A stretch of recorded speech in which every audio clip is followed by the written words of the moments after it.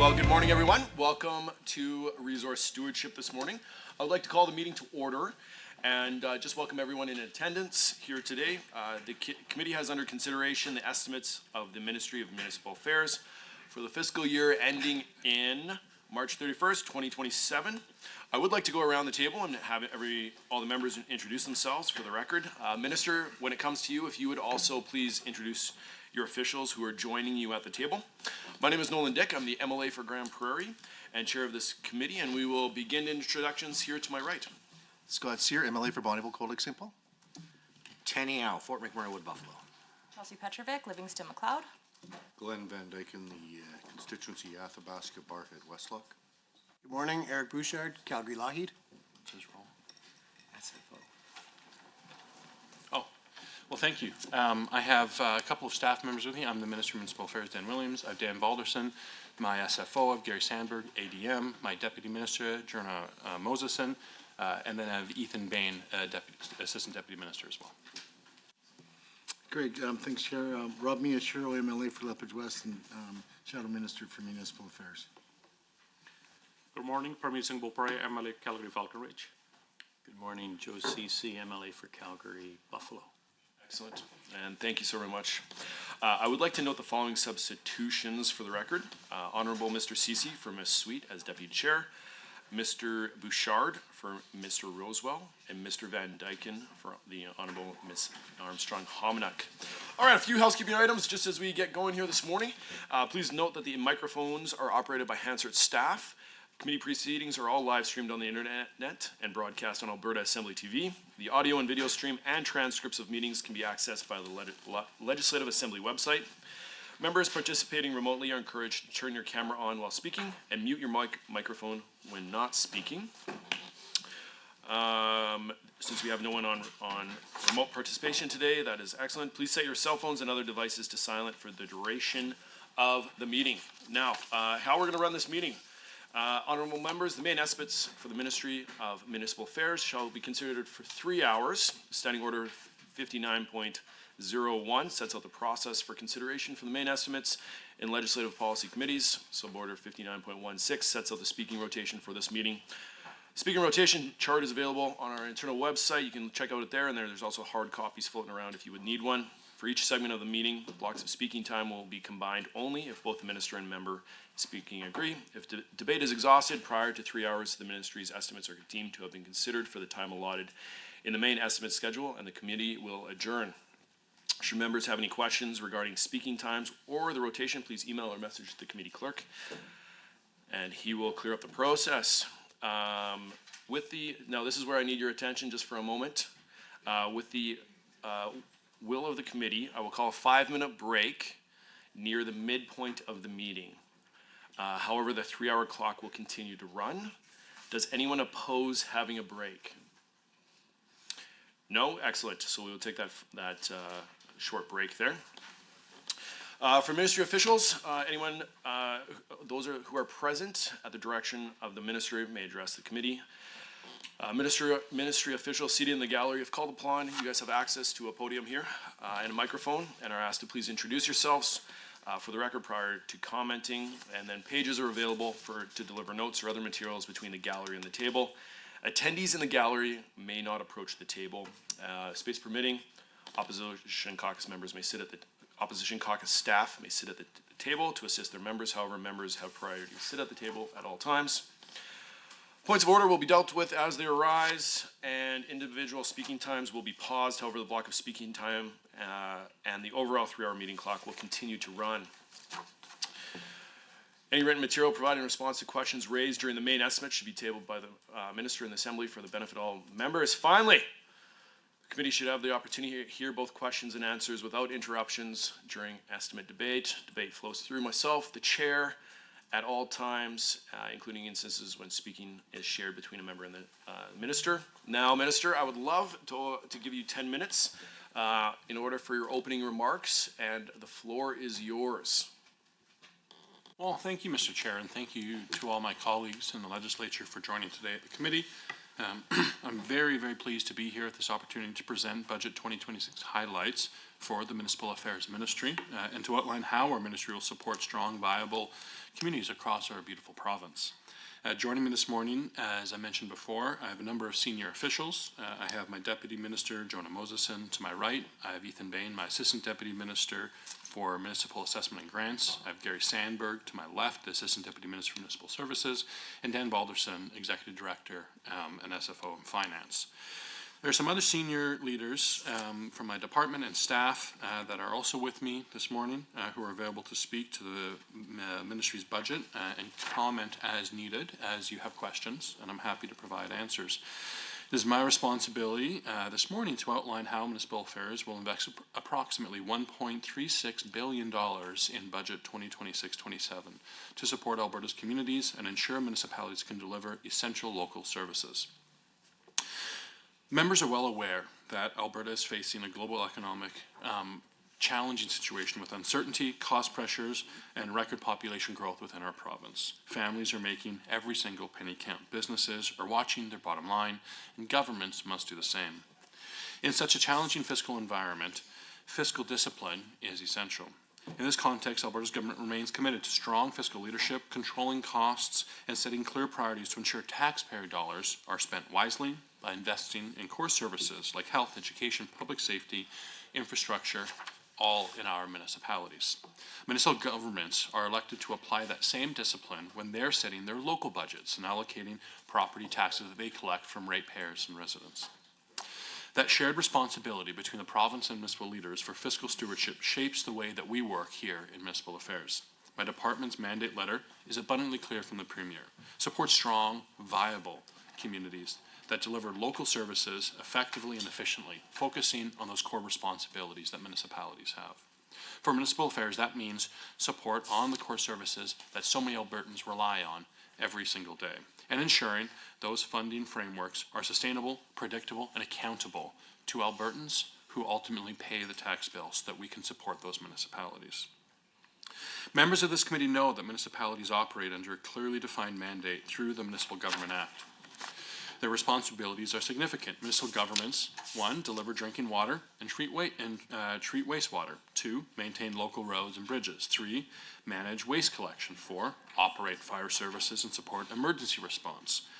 5, oversee land use planning and local infrastructure, just to name a few of the core and highest responsibilities of municipalities. And these responsibilities are the services that every Albertan expects when they pay their taxes. They also represent a significant investment of provincial public tax dollars as well. But because of that investment, clarity about the responsibility and scope of those dollars is essential. When governments move beyond their core responsibilities in municipalities, dollars can be spent unwisely, inefficiencies can take root, and we have blurred accountability. That ultimately places additional pressure on ratepayers. Budget 2026, by necessity, is designed to avoid those risks and provide clarity. It reflects the principle that provincial funding should support municipalities in delivering their local core services, the services residents depend on and reasonably expect the local governments to provide efficiently. Focusing matters, especially in a challenging economic environment. Clear roles and discipline mandates ensure public dollars are directed where the greatest value should arise. That is how we strengthen accountability, protect taxpayers' interests, and manage Alberta's finances responsibly. Now, turning to the budget itself. Through Budget 2026, the Ministry is investing $1.36 billion in Alberta's communities through municipal affairs. The overwhelming majority of this funding flows directly to municipalities through capital grants, operating support, property tax compensation for provincial buildings, and federal infrastructure transfers. This represents a slight decrease of approximately $2.4 million, or 0.2% from Budget 2025, primarily due to adjustments within the local government fiscal framework this year. Despite this modest adjustment, funding for municipalities to serve their residents remains stable and predictable for municipal government. Let's talk about capital funding in particular. This is where the bulk of our funding in municipal affairs is focused. In Budget 26, We're providing approximately $800 million in capital funding through the local government fiscal framework. The LGFF was developed in partnership with municipalities to provide predictable funding, a transparent allocation formula, and a multi-year funding outlook. Importantly, LGFF capital funding is tied to provincial revenue growth. When provincial revenues increase, future LGFF capital funding increases. When revenues decline, funding adjusts accordingly. This structure supports long-term sustainability for taxpayers while giving municipalities with predictability that they request and require for responsible infrastructure and asset management planning. Based on provincial revenues from 24-25, the LGFF capital funding is projected to increase approximately 12% next year, again with predictability, from $800 million in 2026-27 to almost $900 million in 27-28. That growth is formula-driven and transparent, from collaboration with municipalities and their associations, ensuring funding increases are tied directly to provincial revenue performance. When the tide goes up, it goes up for all ships across the province. Municipalities across Alberta are using LGFF funding for core infrastructure, such as road rehabilitation, transit systems, water infrastructure, and wastewater facilities, the foundational services residents rely on every single day. Budget 2026 also maintains $60 million in LGFF operating funding for municipalities outside of Edmonton and Calgary. Another important program that municipalities rely on is grants in place of taxes, or GPOT. Because municipalities cannot levy property taxes on provincially owned buildings, the province provides GPOT as discretionary payments in lieu of municipal property taxes on provincially owned properties. Municipalities have been clear that full and predictable compensation for these properties is important for local budgeting planning. Budget 2026 increases grants in place of taxes by approximately $20 million from $55.3 million to $75.3 million.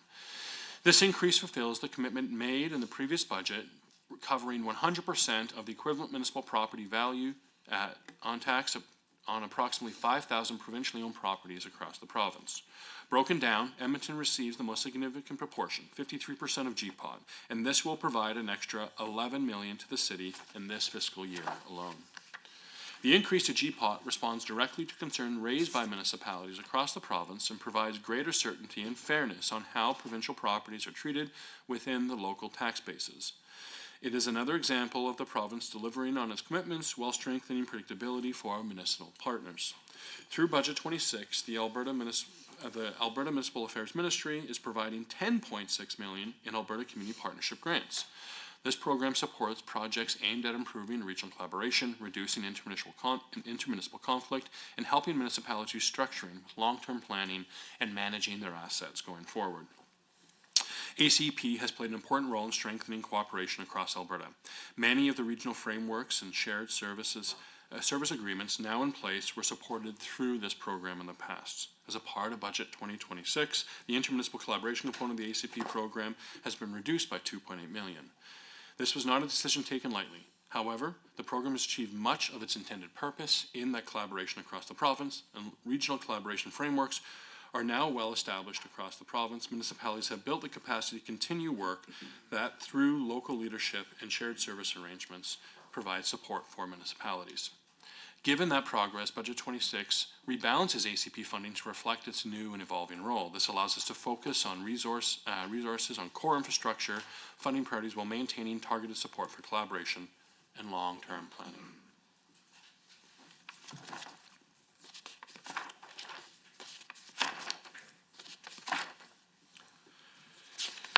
The Ministry's three-year business plan aligns directly with priorities reflected in Budget 26. It sets out clear objectives focused on responsible growth, infrastructure, sustainability, and effective municipal governments and service delivery that meets the needs of a growing province. The business plan reinforces accountability with measurable outcomes tied to infrastructure investment, financial oversight, and support for municipalities in carrying out their statutory responsibilities. In conclusion, Budget 2026 for municipal affairs totals $1.36 billion. It maintains stable and predictable infrastructure funding through the local government fiscal framework. It increases grants in place of taxes by nearly $20 million. It rebalances programs such as the ACP to ensure resources are focused where they need to go. In a time of economic uncertainty and population growth, managing public dollars wisely is paramount, and I'm happy to take your questions, Chair, throughout the rest of the estimates process. Thank you. Excellent. Well-timed, Minister. Thank you so very much for those remarks. At this point, we will now begin the question and answer portion of our meeting. For the first 60 minutes, it will be for the official opposition.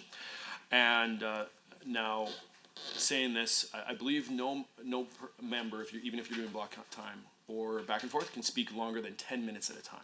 And so, perfect. Asking Minister and the member, would you like shared time or blocked time? Happy to do block time. All right, member, block time it is. Thank you, Chair, and thank you, Minister, for the introduction. I'm very pleased to be here today to provide my comments and questions on the Municipal Affairs Department's budget. Happy to be here with my colleagues, which includes a longtime Calgary City Councillor from Calgary Buffalo, and myself as a former two-term councillor with the City of Lethbridge. So outcome number one of the ministry's business plan states that municipalities are strong partners in supporting and enabling economic prosperity in their communities. And key objective 1.1 says provide capital grants through the LGFF and other programs to support sustainable municipal infrastructure. Outcome 2 states that Albertans live in viable municipalities and communities with fiscally responsible, collaborative, and accountable local government. The preamble goes on to say that municipal affairs helps ensure municipalities are well-managed, financially sustainable, and responsive to community needs. And yet, Mr. Chair, this budget actually works against municipal financial sustainability by underfunding infrastructure. $860 million allocated in 26-27 for the Local Government Fiscal Framework, or LGFF, represents a decrease of $20 million in 25-26, and no increases to LGFF operating grants. The LGFF capital component declines from $820 million to $799.7 million. Now, according to the Rural Municipalities Association, or RMA, municipal infrastructure deficit in Alberta will be at least $25 billion by the end of 2026. And Alberta municipalities, or ABMunis, projects an additional $1 billion in provincial funding is needed per year to meet current and future community needs.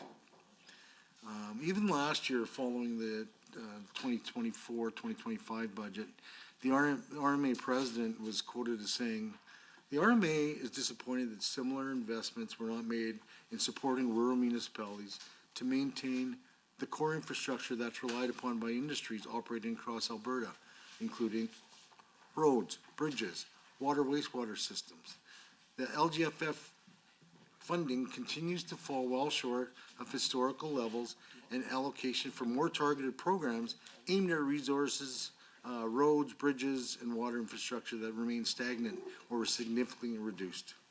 As municipalities continue to be downloaded increasing responsibilities in areas such as policing and healthcare, it will become harder and harder to keep critical core infrastructure in good condition and expand networks to accommodate industry growth. The RMA, as frustrated the government of Alberta continues to view core municipality infrastructure support as an obligation to avoid rather than an investment in the economic engine of the province. That being said, RMA is very clear in stating that infrastructure maintenance and improvement is core to economic development and maintenance in the province. In the Let's Talk About Infrastructure Advocacy Initiative, ABMunis states that provincial funding or local funding for local infrastructure has dropped from about $420 per Albertan in 2011 to about $150 per Albertan in 2023. That was in 23. That's a decrease of about $270 per Albertan, and it's gone down since then. The provincial government's spending on local infrastructure dropped from 3.7% of total spending a decade ago to just 1% today. And this represents about a $1.3 billion less investment in community infrastructure every year. Abmuni's goes on to say that while no single level of government can fully fund all the infrastructure needed for Alberta to continue thriving and prospering, the provincial government can and should provide more funding. As things stand now, the Local Government Fiscal Framework, or LGFF, simply won't provide municipalities with enough funding to deliver on the province's own ambitious claim that Alberta is the best province in Canada in which to live, work, and raise a family. You know, Abmuni's produced a really great one-pager for its members explaining the grants in place of taxes, or GPOT, and explains what it is. The government of Alberta is exempt from paying municipal property taxes on its land and buildings. The municipal government still are required to provide services to provincially owned properties, so the Alberta government has historically paid a GPOT or grant in place of taxes to municipal governments, but only for certain types of property. And these services typically include such things as we know, treated water and wastewater connections to roads, fire, police response, etc. The document they provided lists provincially owned properties that are eligible for GPOT and those that are ineligible. And it's the ineligible list that could actually add a lot of property tax stress on the municipality. And I'll just name a few right now.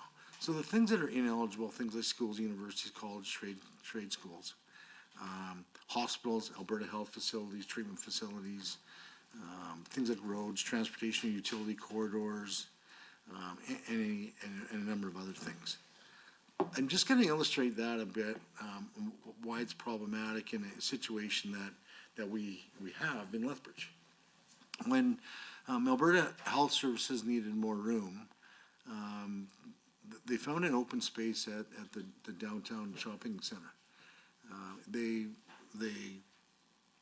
took over a large portion of that shopping center, ground floor, separate entrance, and what that did was it created a property tax-free zone in that shopping center, because Alberta Health Services, the city of Lethbridge cannot assess that property for property taxes because it becomes a lease from Alberta Health Services.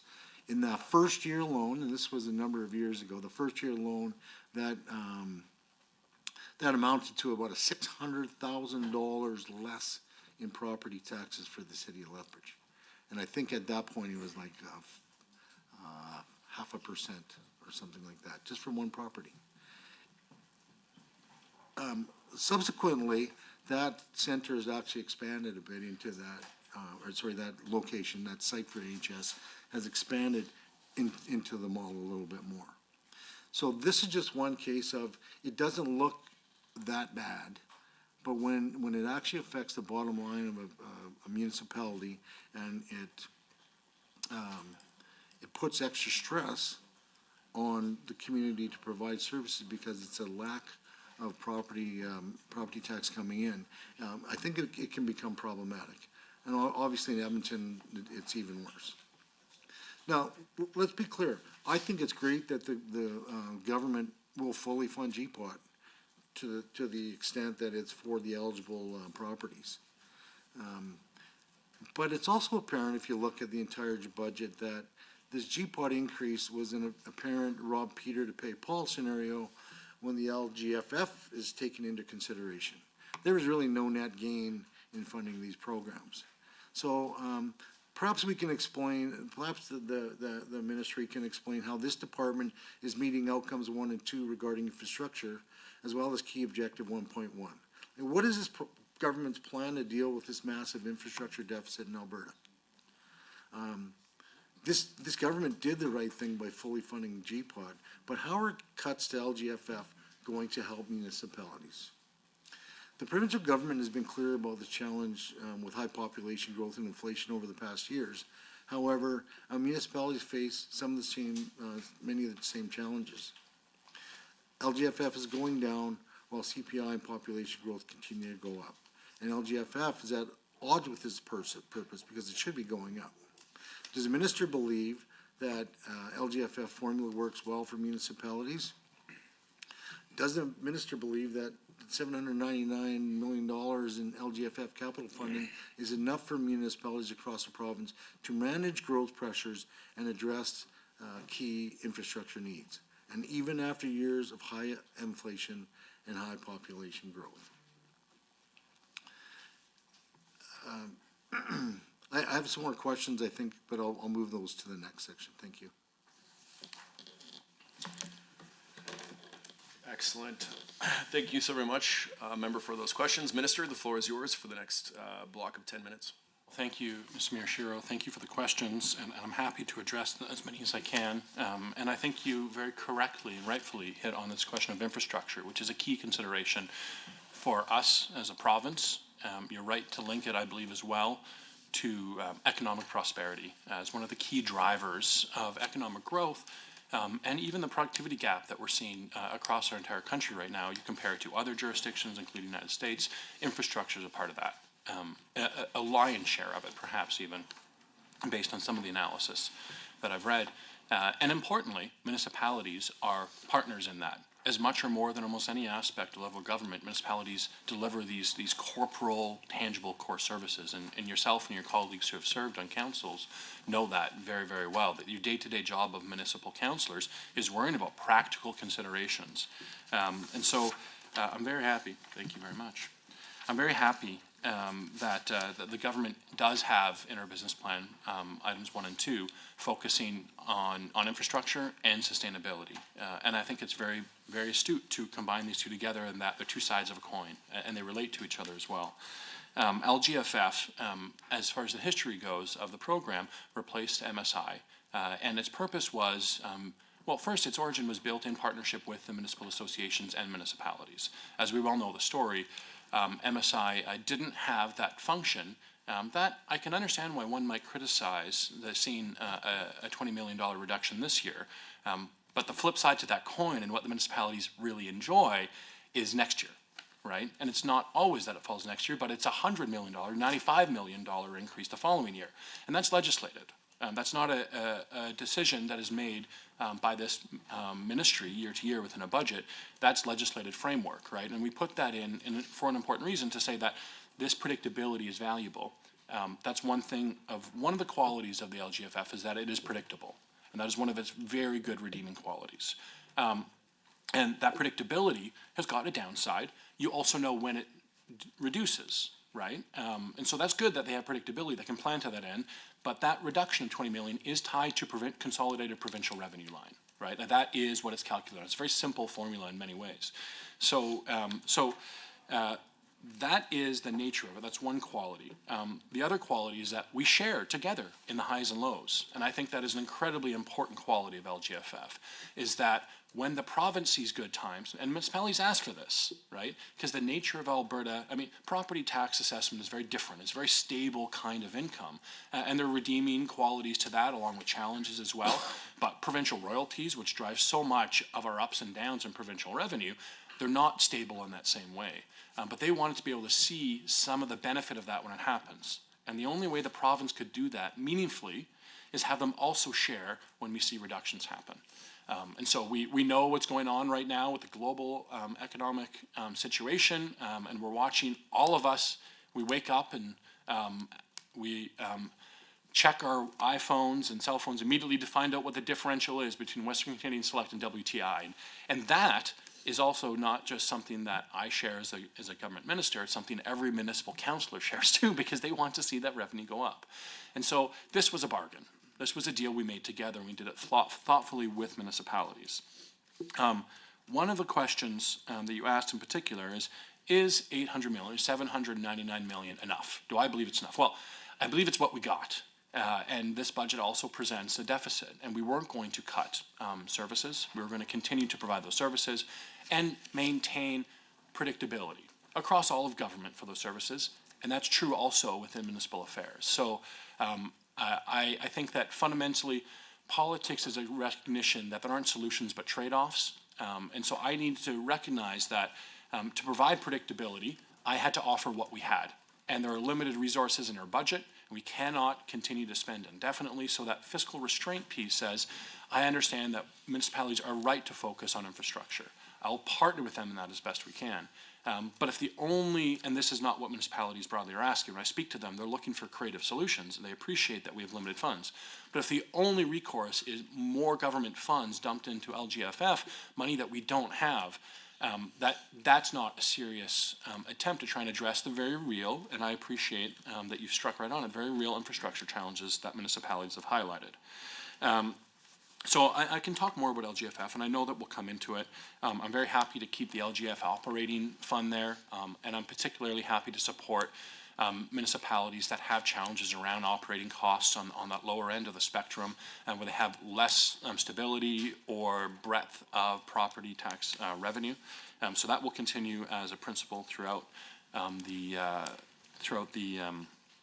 term that I have in the office. I want to also address GPOT quickly, and we did go down quite a line down GPOT and the grants in place of taxes, and it's an interesting one to have picked up in the first thread. This has largely been one of the very good news stories for municipalities, especially we look at jurisdictions like Edmonton, but I'd say every single municipality, Lethbridge as well as a service hub for the province in southern Alberta. Now, GPOT, to be clear, is increasing about $20 million, so $75 million total this year, out of this principle of equity. And this was, and I'll be frank, a commitment of the Premier, largely advocated for by the previous mayor in Edmonton, who did a very good job. And I'd say that the current Edmonton Council mayor were very happy to see this come through, as were a number of other rural municipalities, municipalities in rural Alberta that have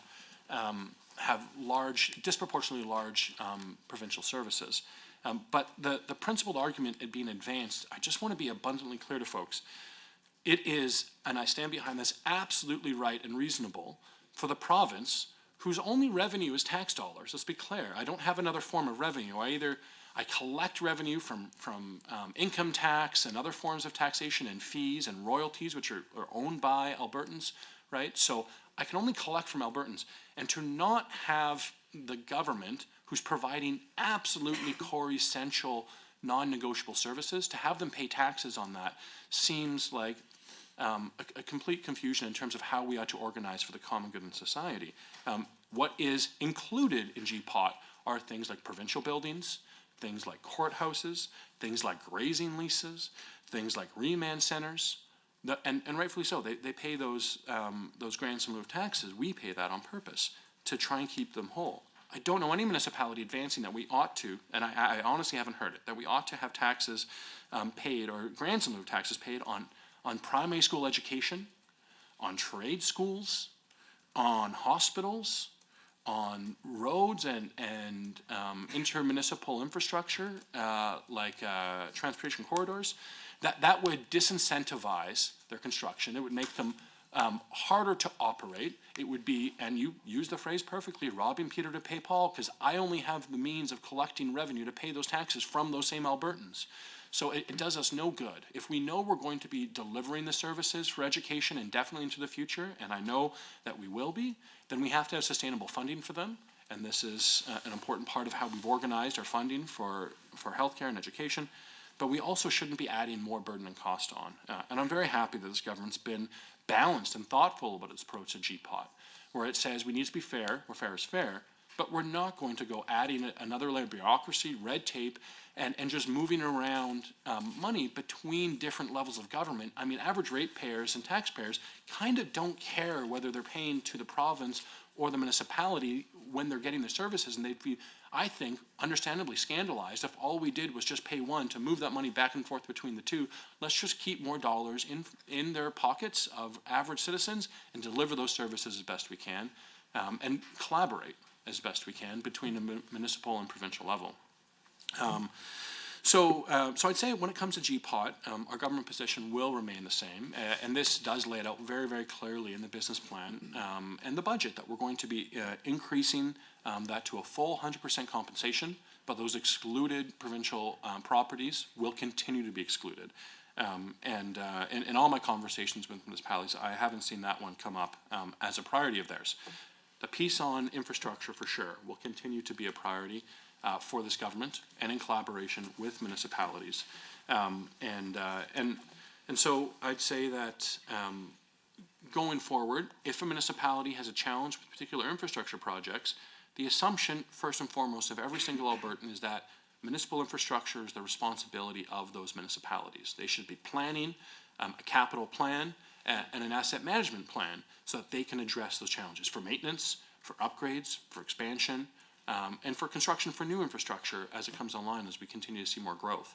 Where and when the province can help with revenues that we see through LGFF capital funding and grants like GPOT and the ACP and others to enable planning, and I'm very happy to support where we can there. Excellent. Well, thank you for that, Minister. I'll turn it back over to the member. Thank you for that, Minister. On page 125 of the business plan, it states that municipal affairs plays a vital role in supporting municipalities to deliver well-managed, fiscally responsible, and accountable local governments. This is achieved through property assessments and taxation oversight. It goes on to state that one of the core responsibilities for municipal affairs is overseeing Alberta's property assessment and taxation system, including preparing assessments for designated industrial property, generating significant property tax revenue for municipalities and the provincial education system. Key objective 2.5 speaks to strengthening municipal fiscal responsibility by exploring ways to limit excessive property tax increases and protecting residents from specialized municipal taxes and to ensure tax dollars are being respected.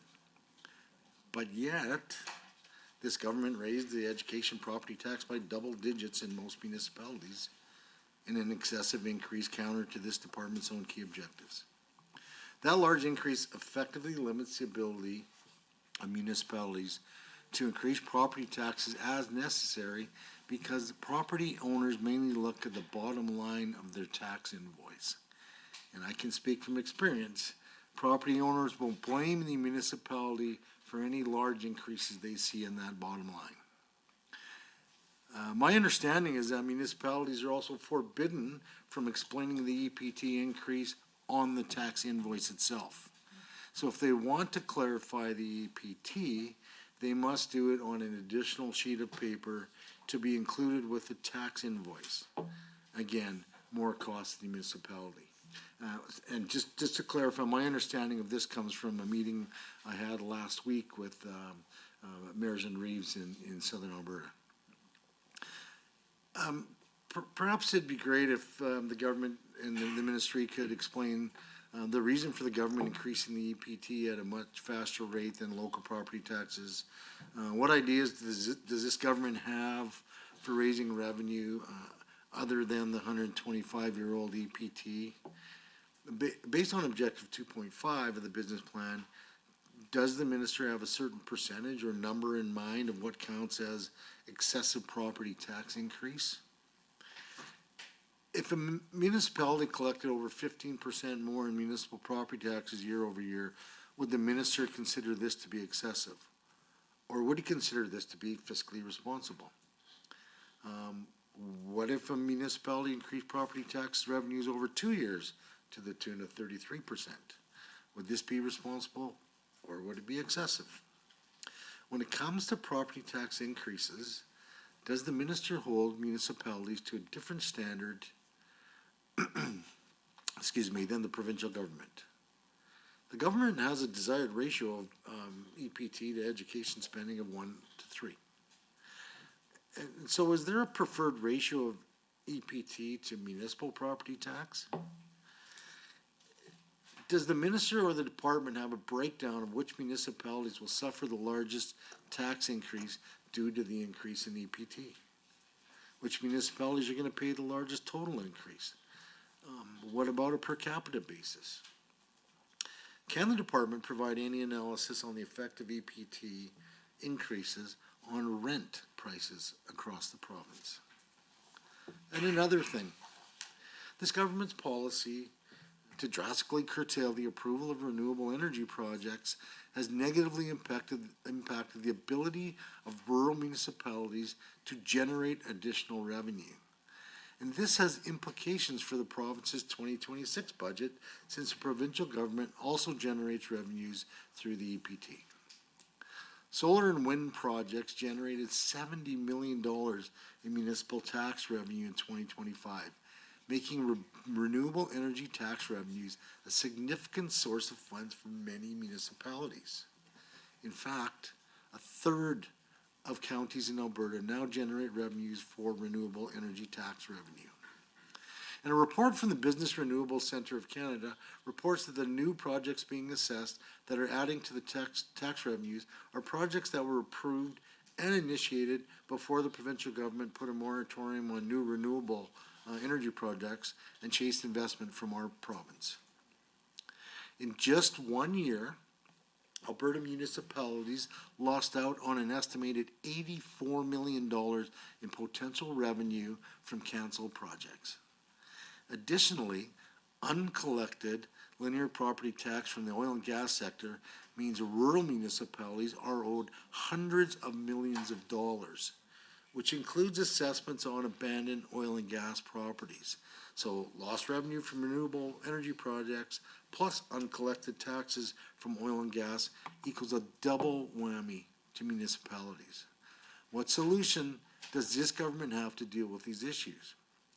What is this government's plan to enhance municipalities' ability to raise revenues, thus putting less pressure on property owners? The government often talks about the need for economic diversification. But when it comes to the provincial budget, there's also been a lot of talk this year about our province's revenue dependence on oil. Now, this enormous deficit has been made this clear to all Albertans. Yet that same Business Renewable Centre of Canada reports that, the report I mentioned earlier, showed that renewable energy tax revenue from municipalities has grown 151% over 3 years. 151%. Yet, this growth is now being hamstrung by provincial government's actions, which have caused renewable energy developments to slow down massively. This growth, prior to the moratorium, was in an industry that we should be trying to grow as a part of our move to diversify revenues beyond oil and gas. Alberta is uniquely positioned to benefit massively from growth in the renewable energy industry. We have tons of wind in the south, and we're one of the sunniest places in Canada. The government should be taking advantage of this opportunity and leveraging this to diversify our economy. The impact on both municipal and provincial property tax revenues could be substantial. So to connect this whole section on renewable energy, let's look at this. Both the minister and the budget document speak about municipal fiscal responsibility, as mentioned earlier. My question to the minister is, how does slowing down renewable energy investment help achieve this ministry's objectives? Has the minister or the department done any analysis on whether attracting or scaring away investment in Alberta leads to higher or lower property taxes on residents? And if so, would they be able to speak to this? I think this also just talks about, again, how infrastructure and improving our financial picture and more investment leads to more property taxes and revenues that municipalities can use. RMA has conducted a member survey identifying that as of December 31st, 24, at least $253.9 million of municipal property taxes have gone unpaid by oil and gas companies. And that marked the 7th consecutive year of the survey, which highlights a continued failure by oil and gas companies to meet their legal tax obligation. And despite government efforts to address this issue, the findings make it clear that these measures have fallen short, leaving rural municipalities to shoulder the growth. How much has the province lost in education property taxes due to oil and gas companies not paying their property taxes? How much has the province lost in education property taxes due to residents not paying their property tax? Are these failures to collect property tax revenues factored into the massive education property tax increase imposed in this budget, imposed on Albertans? And does the minister believe that all companies operating in Alberta should pay the property taxes that they're supposed to be required to pay? And if the answer is yes, then does the minister have any idea why it's so hard to make these bad actors follow the rules? And are there any plans to make municipalities whole for the unpaid property taxes from bad actors? The provincial education requisition credit provides municipalities with an education property tax credit equal to the uncollectible property taxes on delinquent oil and gas properties. Is the program officially closed now, or is the government going to extend the program again? How much did the government pay out in park payments in 2025, and was the program oversubscribed? Thank you. Excellent. Well, thank you. Minister, you have 10 minutes for your response back to questions, and then we're going to go back and forth again a couple times. Okay, those were a couple of, three, I think, categories of large topics that were all very substantive and meaningful. And my understanding, if it's fair, the first one is around education property tax itself and its process for the municipal affairs and some of the decisions around it. The second one was surrounding linear assessment, particularly related to renewable projects and designated industrial assessment, and its as that's managed at a provincial level, how does that affect mill rates and collection of taxes at a municipal level? And then the third was going to be, and not like he jammed all of them in one, but the third was unpaid oil and gas taxes across rural Alberta, particularly from energy industries, and how that affects education property tax, the PERC system, et cetera, et cetera. So if I don't get to the last one, I do plan to address it, so I'll do my best to go through the first one first. For context, when it comes to education property tax across the province, a policy decision made at Treasury Board with Education is that 1/3 or 33.4% of the operational cost of education to fund the education of primary education K through 12 in the province of Alberta will be paid through at the traditional rate, which is the third, by the traditional mechanism, education property taxes. This is getting us back to what was the normal. After, in the 1990s, there was a time where that lapsed, and this is not a surprise. This is something that finance and education have been talking about for 2 years. This is the second half of it. It started last year, and this budget is completing that. The way that it works within government is that those dollars are set by Treasury Board of Finance and Education in terms of what that is. And so that's at something around $3.5 billion operating for that third. The vast majority, 2/3, is paid for by provincial income tax and other revenue, obviously. And so I get that from my side.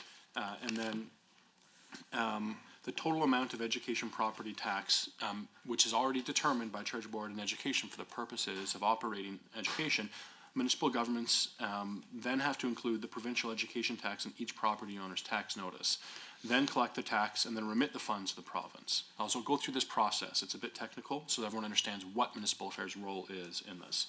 The amount of education property tax, as I mentioned, is set out by the government, and then the government will then determine what every municipality's share of the requisition is. The municipality's share of the requisition is determined by equalized assessment and provincial uniform rates. Municipalities perform their property assessment to ensure consistency and fairness. They must conduct their assessment in accordance with the Municipal Government Act and matters related to assessment and taxation regulation, which we all love the MRAT, as well as other principles and procedures developed within municipal affairs. Although municipalities are responsible for preparing their property assessment, there can sometimes be variations in practice, application, and local conditions. Equalized assessment is the process by which municipal affairs adjust the municipal assessment base to a common market level to ensure property assessment from different municipalities can be compared consistently and reflect the same standard. So step one, Treasury Board Committee determines the required EPT revenue to be collected for the next fiscal year. The current policy is to fund 1/3 of education property tax, education operating via EPT for 26-27. The target of the funding for 1/3 of operating costs was 33.4% of $10.7 billion, which comes to, as I mentioned, $3.5 billion. The EPT requisition is made up of residential, farmland, and non-residential property classes and has 2 discrete uniform rates. The uniform rates applied against the equalized assessment for each property class and summed to determine the total education property tax. And that equalized assessment is the province's total assessment subject to EPT split by the residential farmland property class and the non-residential property class. The policy has been in place since at least 1994 that specifies that the non-residential uniform rate is 1.47 times the residential rate. So the 2026 equalized assessment is 857 billion for residential farmland properties and 279 billion for non-residential. So the formula would be the rate equals provincial EPT requisition over the residential equalized assessment plus the non-residential equalized assessment, which is that 1.4 times modifier. Using the 26 EPT requisition target of 3.5 billion, the residential, non-residential equalized assessment following illustrates that the provincial uniform rates is determined. So that's 3.5 billion times 1,000 on the top line, divided by 857 billion plus 279 billion multiplied by the modifier, which equals a rate of 2.83. Using the residential rate of 2.83 and non-residential rate of 4.1, raises only 3.58 billion. In order to raise the targeted revenue, the rate is moved up 1 basis point to 2.84 for residential and 4.17 for non-residential. All right, step 3, calculating how much each municipality needs to collect. Municipality EPT requisitions are based on the equalized assessment municipalized by the uniform rates. And then step 4 would be determining how much property owners pay in education property taxes. When municipalities are creating their annual property tax bylaw, they include the requisition property tax and the local education property tax rates for residential, farmland, and non-residential classes. Separate mill rates are calculated for each property type, as we know, and the local rate will differ from the provincial uniform rate due to different assessment bases. We don't have uniform assessment in every single municipality, obviously.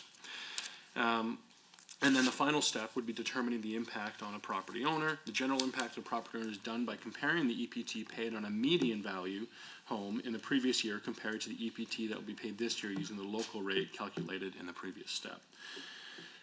So that is the process that we go through within municipal affairs, and to be fair, it was very much truncated to that end. Happily, I can tell you that as far as you understood, that's not the case. That municipalities cannot indicate on their tax collection that this is designated for education property taxes that is requisitioned by the province.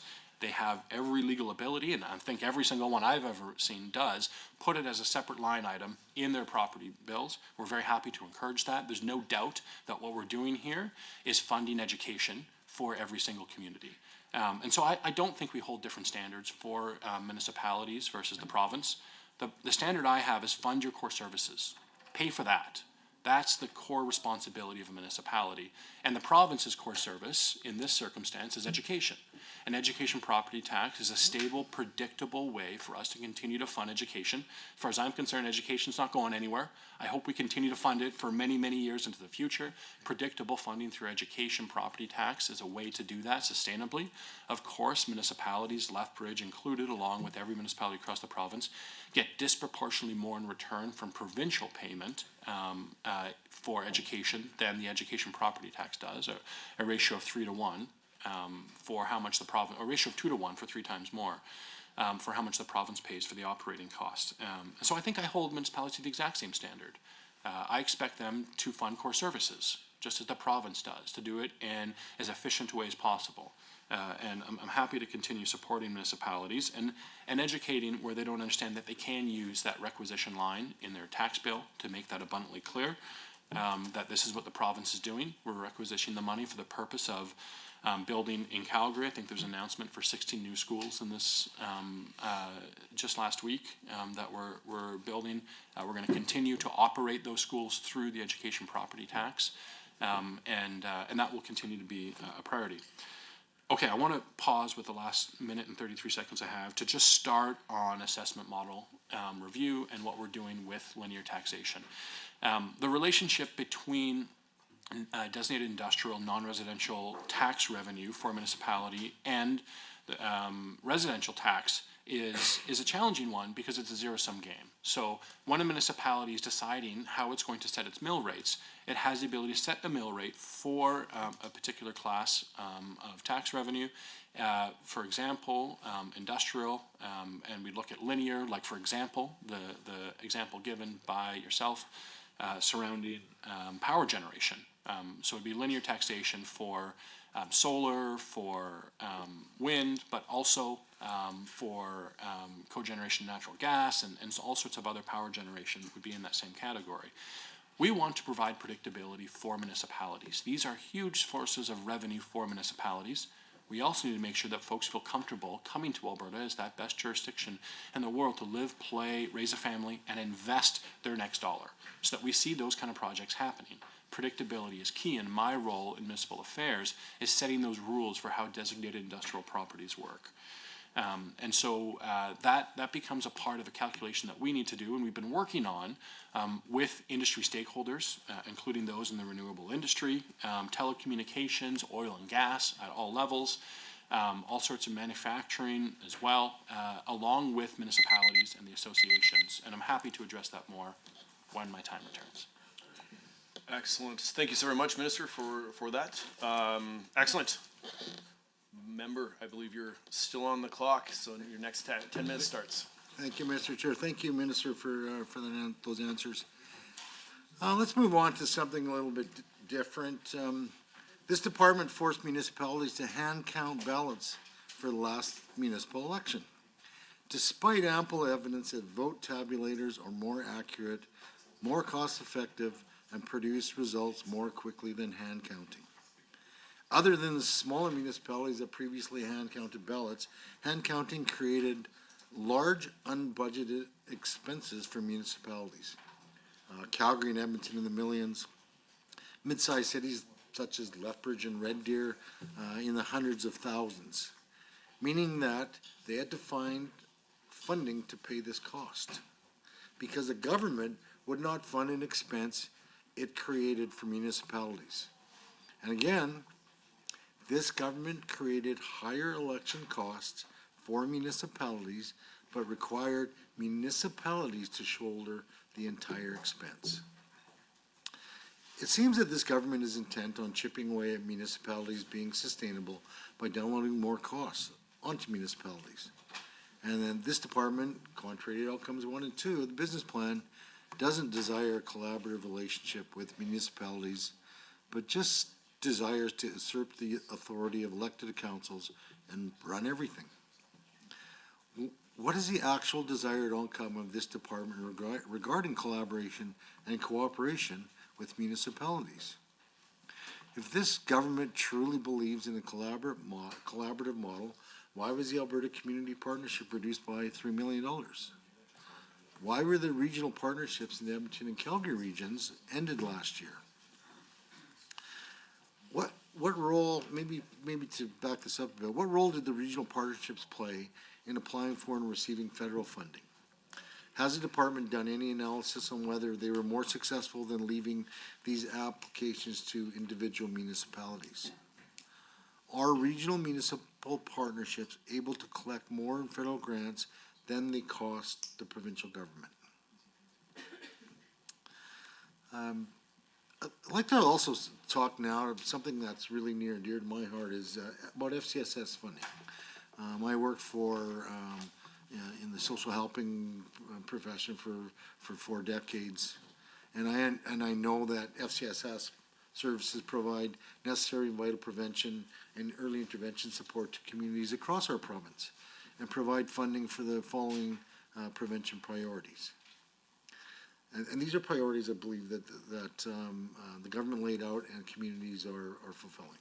Homelessness and housing security supported over 57,000 people. Mental health and addictions, and these are just the prevention, early intervention components of these. Mental health and addictions, we looked at helping 133,000 people. In employment, probably 47, almost 48,000. Family and sexual violence across the lifespan, 64,000 people helped by FCSS funding. And aging well in community, 93,000 people, and mostly senior supports in the community. And these are really great things. The strategies to deliver these services are, we want to enhance access to social supports. You want to promote social inclusion. You want to foster a sense of belonging. You want to promote and encourage active engagement in the community, develop and maintain healthy relationships, and develop and strengthen skills that build resistance. These are a lot of things that FCSS funding does for not a lot of money, relatively speaking. Because at a higher level, these strategies are helping communities to identify their social needs and how to meet those needs. They're prioritizing volunteer work in communities. They're developing resiliency skills in individuals and families. They're aiding the social development of children and their families. They're supporting seniors' health and connections to their communities. They're also promoting and providing access to social supports in the community. You know, and we look at how we're measuring this, because a lot of times we need to measure things, obviously, to make sure that we're providing the proper amount of money. 22,000 people, when they were surveyed, said that they experienced personal well-being by connecting to these services. Over 15,000 people felt that they were actually connecting to other individuals. 33,000 people felt that they had positive child and youth development. 21,000 families said they improved social supports. Almost 41,000 people said they were connecting more and engaging more with the community. And over 52,000, almost 53,000 people said it helped them identify social issues and help them be addressed. Here's a fun fact. So $1 invested in prevention can save $7 to $12 in future costs. And that's according to Family Community Services Association of Alberta. You know, as someone, as I said, who worked for decades in this sector, I know that this FCSS funding is likely the most cost-effective service delivery provided by the provincial government.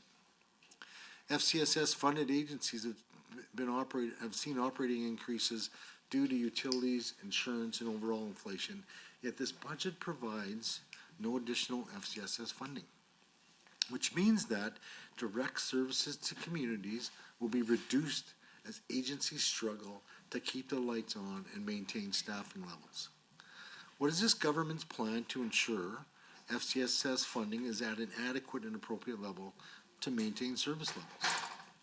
That is, services that are accessible, effective, and inclusive.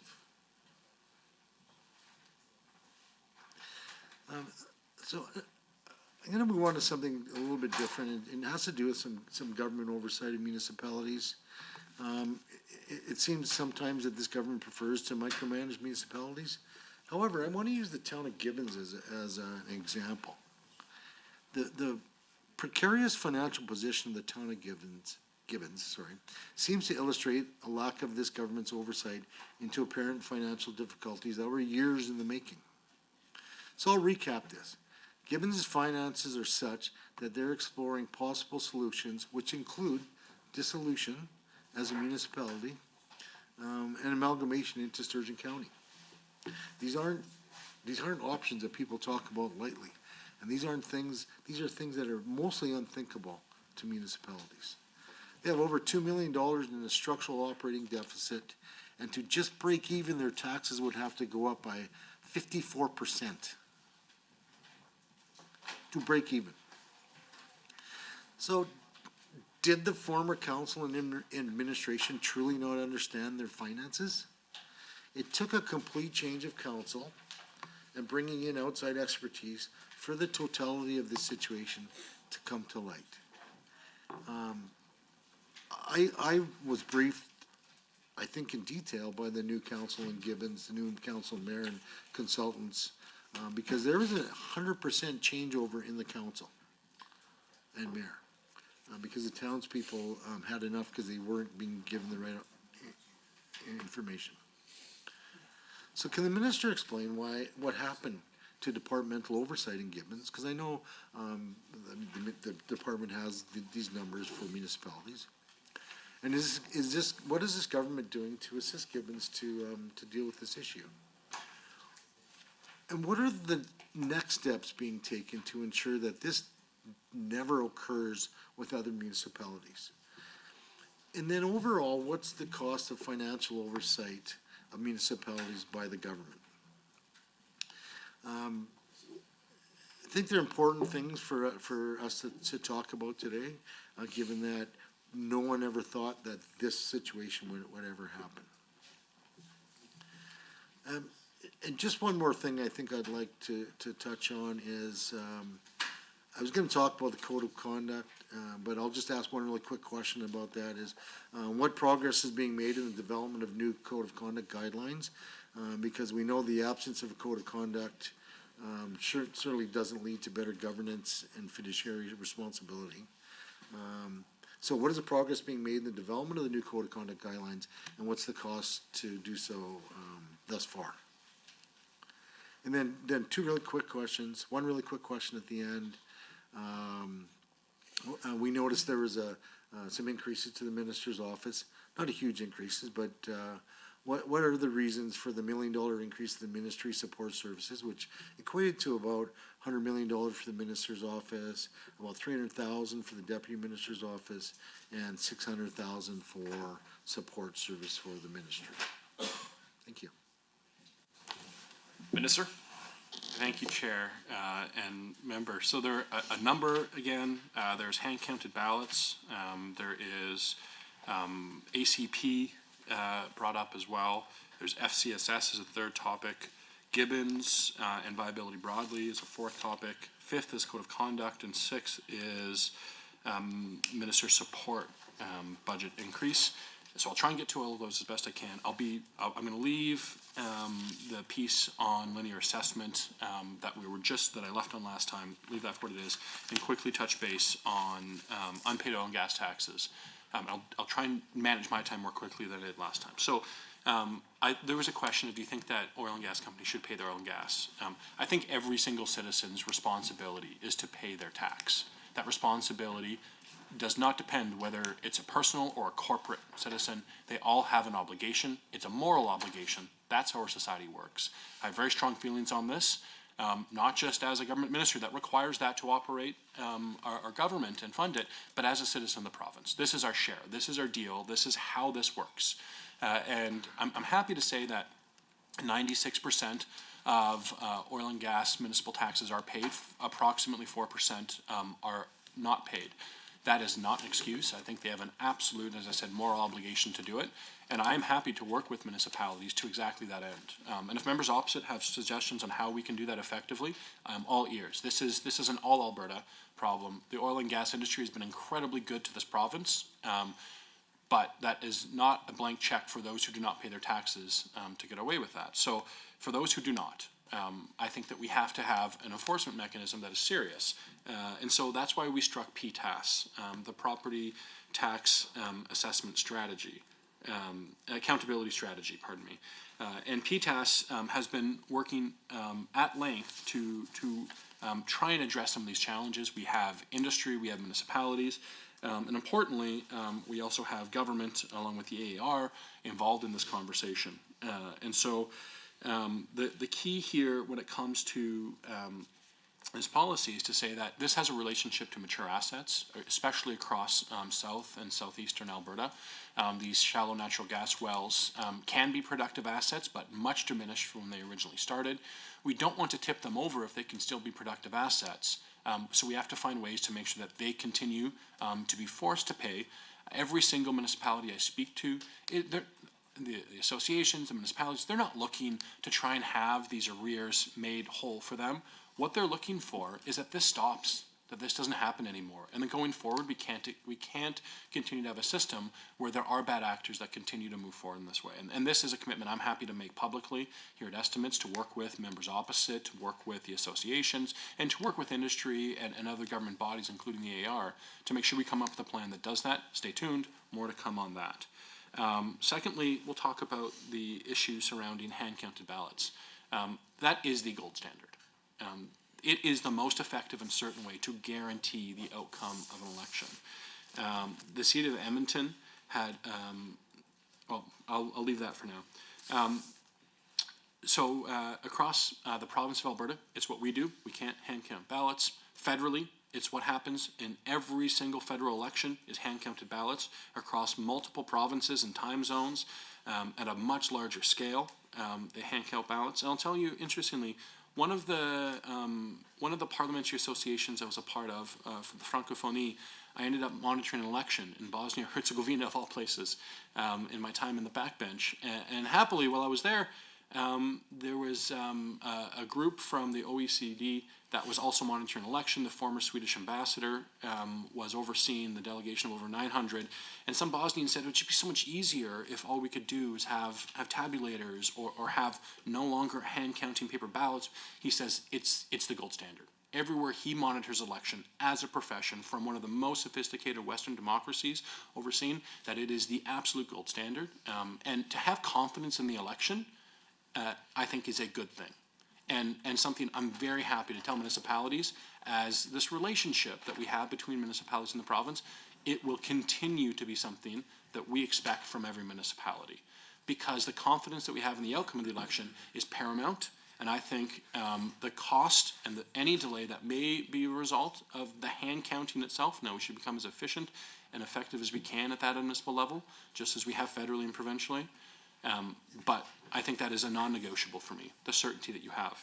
And I'll speak to that relationship between the province and municipalities on the second point that I'm going to address from your set of questions, which is surrounding the Alberta, the ACP grant.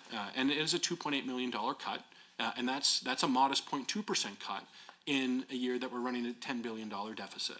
The focus of ACP is going to shift towards asset management. And that is what we're going to have as a new focus. As your first lead question was about infrastructure, every municipality wants to find ways to plan going forward in out years with their own tax revenue and with the grant that we give through LGFF and others to make sure that they're mapping and planning to maintain, replace, and upgrade infrastructure as it comes due. And that is a lot of what this asset management grant is going to be doing through ACP going forward. Importantly, that grant is not meant to be in this collaboration with municipalities, just as our role with municipalities surrounding hand counting ballots. Municipalities are creatures of the province. They're created by provincial statute. It is the MGA that establishes them. In the Constitution of Canada, we create two different jurisdictions that have their sovereign responsibilities and the division of power. And the responsibility of local government in its creation is one that is defaulted to provincial governments. And so my job isn't to be a municipal government. My job is to oversee municipal governments. I'm going to do that fairly, equitably, in as supportive way as I can. But whether we come to a question of guaranteeing certainty and confidence in the outcome of an election, or we talk about how we allocate grants around asset management, those are things that I, at 1,000-foot level, view need to be looking at the entire province. Not being a municipality, not trying to replace their responsibility, but working with them, overseeing them, making sure that they are providing outcomes that work for their residents and along with provincial priorities. And I'll move quickly to your third point now, FCSS. I share a passion, and though it come much later in my life than it did for you, as I know it's something that has been very, very embedded in your personal experience before you were in provincial and even municipal politics.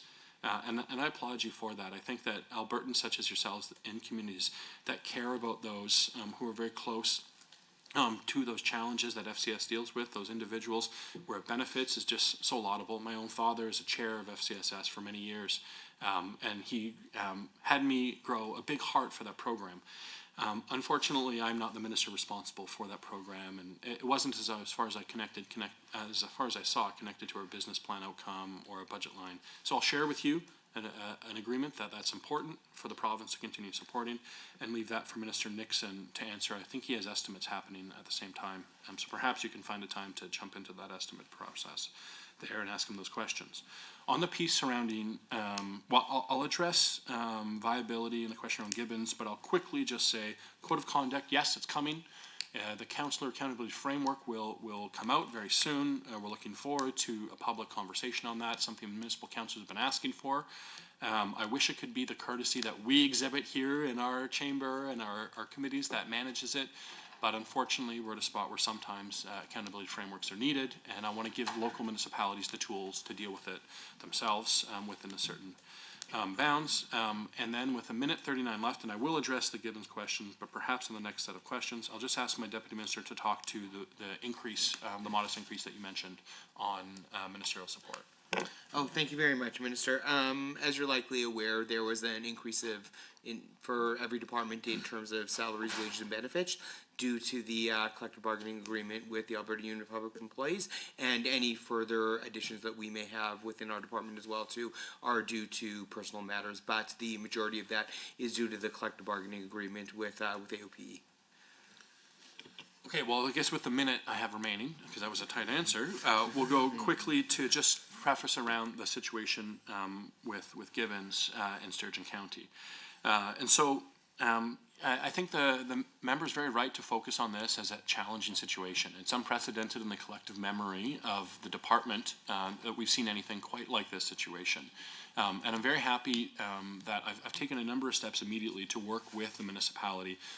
Upon hearing about the changeover directly afterwards, I had a virtual meeting with the council, wanted to hear exactly where they were coming from, and I spoke with them, and they invited me to bring in an official administrator, which is a normal process with municipalities that are in real challenging fiscal situations, and to provide capacity and oversight from that experience level. So we have brought in an official administrator that is working with the administration, the CAO, and council on the expenses. We've also extended their debt limit immediately so that they can continue to have cash flow as needed, if that was a request that they had as well. Pick up afterwards. But thank you for the question. I know it's important. Excellent. Thank you so very much. We're now going to be able to turn to the government side for 20 minutes. This is a time where you can cede time to other members. Just as a reminder, please use the pages if you're going to be passing notes back and forth to the staff. That is important right now that we do so. I will turn it over to Member Petrovic. Thank you, Chair. First off, I just want to express my appreciation. Is this shared or? Oh, yes, will you share? I'm happy to share. Okay, thank you. I shouldn't assume, so my apologies. I think the chair needs to know. I need to know. I apologize. It's my bad. That's all right. I used to be back. We'll just ask the chair to slightly do better. But I just want to say I just appreciate what you and the ministry is doing, and the important work that you guys are doing for to support the communities across Alberta. Has previously served as mayor, I became really familiar with the municipal development process and our local building codes, as one should as an elected official. But that experience gave me a strong appreciation for how important clarity and consistency are for builders, homeowners, and municipalities. This past summer, when my family and I moved just 7 minutes down the road to a new community, I once again had the opportunity to navigate the home building process again. Even with my background as previously serving mayor 7 minutes north of the community, I encountered unexpected hurdles, red tape that made the process more difficult than it needed to be. And it was a strong reminder of how even small inconsistencies in code interpretation can create. So I see in the ministry's 2026 to 2029 business plan, under Outcome 1, the government commits to working with municipalities and builders to create the enabling conditions needed to increase housing supply and address affordability, including modernizing permit systems and reducing regulatory barriers. This reflects your government's strong, market-driven approach, one that prioritizes streamlining approvals and removing unnecessary obstacles so that the private sector can deliver the homes Albertans need. However, builders continue to face uncertainty due to inconsistent interpretation of building and safety codes across jurisdictions. These inconsistencies can delay projects and increase costs, undermining our shared goal of accelerating housing development and improving affordability. Through the chair to you, Minister, what specific actions is the ministry taking to improve clarity and consistency in building code interpretations across Alberta? Well, thank you for the question, and for complimenting the work that I'd say largely the department and minister's office does. And I know they appreciate hearing that from both sides of the house, because it can be a real challenge sometimes in public life, never mind working for a minister like me. So I appreciate that you complimenting and thanking them for it. And for your question as well, particularly with your experience of having been in municipal politics before in your community. As you know, when it comes to building codes, Alberta has very clear constitutional authority over these matters. This is something that is a provincial responsibility. There is, however, a national building code process that has redeeming qualities, of course, that's really valuable for having consistency from jurisdiction to jurisdiction, where and when that meets Alberta's interests. Of course, we want to see laborers coming from across the provinces. Federally, we talk about one Canadian economy all the time, though I haven't seen the action on it yet. I can't wait for that. That's terrific. Alberta's all about breaking down trade barriers. Labor mobility is a part of that, and so consistency between these jurisdictions for a skilled laborer and trades is an important part of what that is. That, however, is one part of a calculation.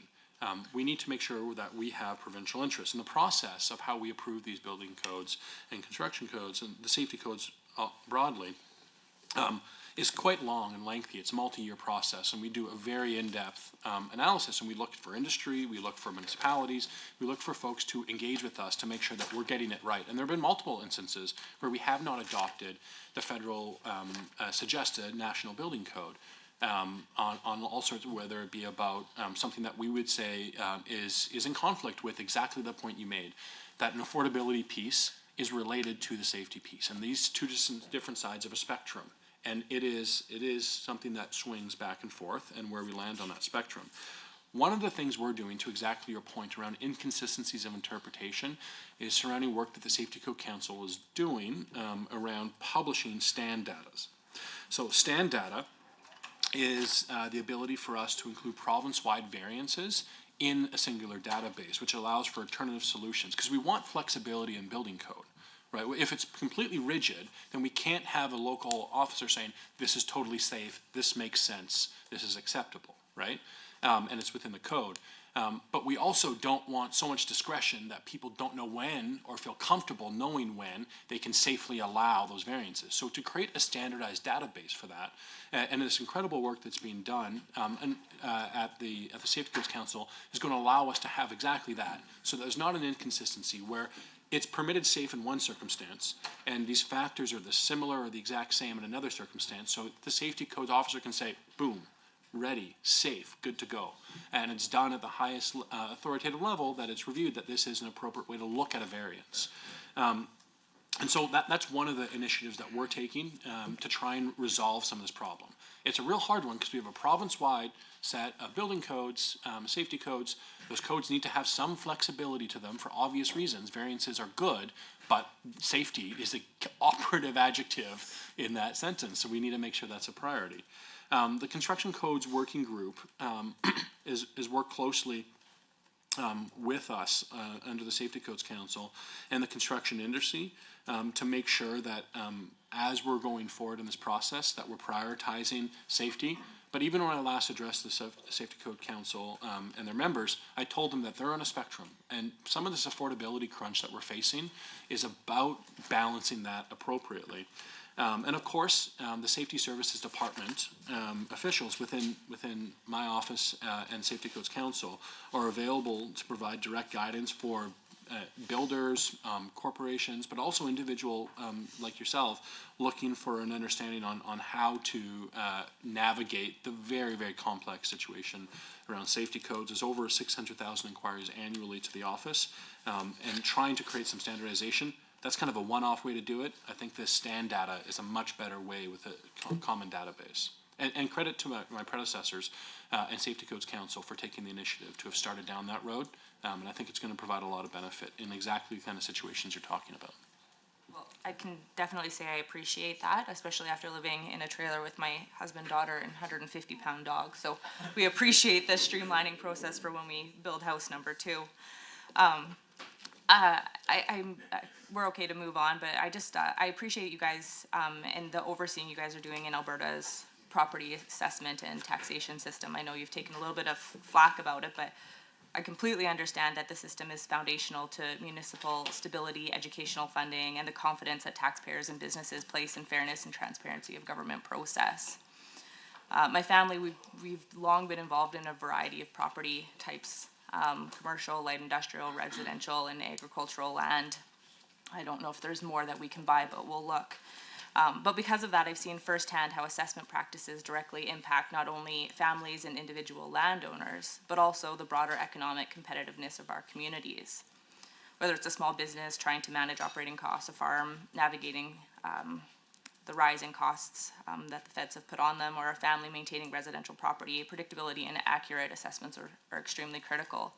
So I see in your ministry's 2026-2029 business plan, it outlines its responsibility for administering a system that is consistent, transparent, and fair, including preparing assessments for designated industrial properties and ensuring municipalities are supported in carrying out their assessment duties.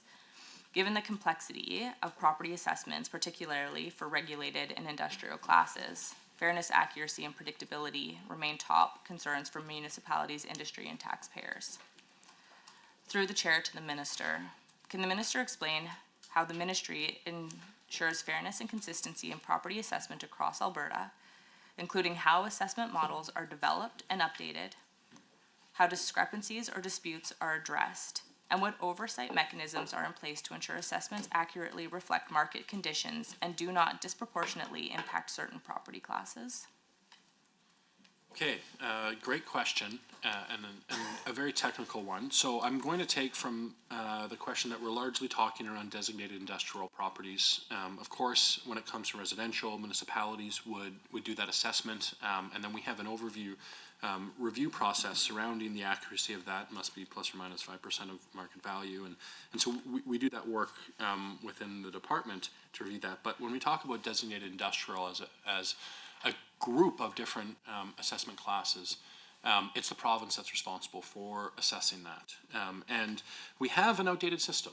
When it comes to assessment for designated industrial, it's been approximately at different times, little tweaks, but effectively 20 years since we've seriously addressed the rules around how we think of assessment for designated industrial. And so it's our hope and plan that we can address that in a thoughtful way. And that is going to provide, to exactly your question, predictability on the assessment, equitability, or being equal, fair, and transparency on the assessment for these different classes. And so it needs to be made clear that assessment is one part of how a municipality calculates. And I know the member understands it well with her experience in municipal elected life. But there is the calculation of what they need to spend in their budget, and then from there they work backwards. They have the assessment either done municipally for that class or designated industrial, for example. The province would assess what the assessment is for that site, and then they set their mill rate in relationship to that. And so the mill rate is the other part, and that is done from a tax policy at a local level, right? What we do at a provincial level is create rules and frameworks and a system that enables us to understand how this industry is going to be assessed in a standard way across the province. And so we do want to make sure as best we can that it's market-based, but many of the nature of these assets, they're not bought and sold on a regular basis, and you couldn't seriously try and find a market value through looking at it in that lens. So we have a different solution for or how we look at these sorts of one-of-a-kind cost-reported projects, for example, where we try and get a good estimate of what that value is in our assessment process, and that's a lot of the work done for one-off builds. And then we also create standardized models as well. These standardized models across the province for different asset classes, and you could look at telecommunications, you could look at railway, electrical power systems, all of the oil and gas infrastructure surrounding wells and pipelines, and then separate from that as well, there's machinery and equipment as a different category, and all of that needs to be assessed as well. It's on the landscape, and that should provide both revenue for the municipality and the province for education property tax if it applies. Because those are corporations and businesses that have the same responsibility we all do to pay our taxes to provide those municipal and provincial services. And so we have this challenge where we need to update. We need to update, and it's one of those challenges because it's a zero-sum game, right? The municipalities and the industry are directly in the exact same wheelhouse, looking for the same revenue or the same relaxation on the assessment, so that they aren't burdened with something that becomes uncompetitive for industry to invest. And so we need to make sure we get the assessment right as best we can, and to do that we have to update the process. And so. On one side, when it comes to designated industrial, we look at cost-reported projects. And cost-reported assets are ones that it's a one-of-a-kind build. And those one-of-a-kind builds are really challenging. It'd be easier, like, say, a well site. We can create a model and say this is a standard well site for this variety of well. And when we do that, we create an average across the whole province. And it doesn't matter where you are, if you fit within this category, then that is going to be the assessment that you have based on that model. But when you look at cost reported, it's more challenging because there are all sorts of interesting, unique things that a company might do when they're building that mill, that forestry mill, or that oil sands plant, or any number of these other costs reported here in the Edmonton area in the heartland with a lot of manufacturing and value add as well. The work that we've done through the assessment model review is partnering with particular, and this has been over 2 years now, that we've been working together with RMA and individual municipalities as well, who have been feeding in through RMA, with industry stakeholders, and that's oil and gas, of course, has a key role to play as such a disproportionate amount of the industry in our landscape. But it includes telecommunications, it includes railway, it includes forestry, it includes machinery and processing plants. We include a number of other industry stakeholders that are on the landscape as well, that are assessed by the province. And so that working group has done a lot of work.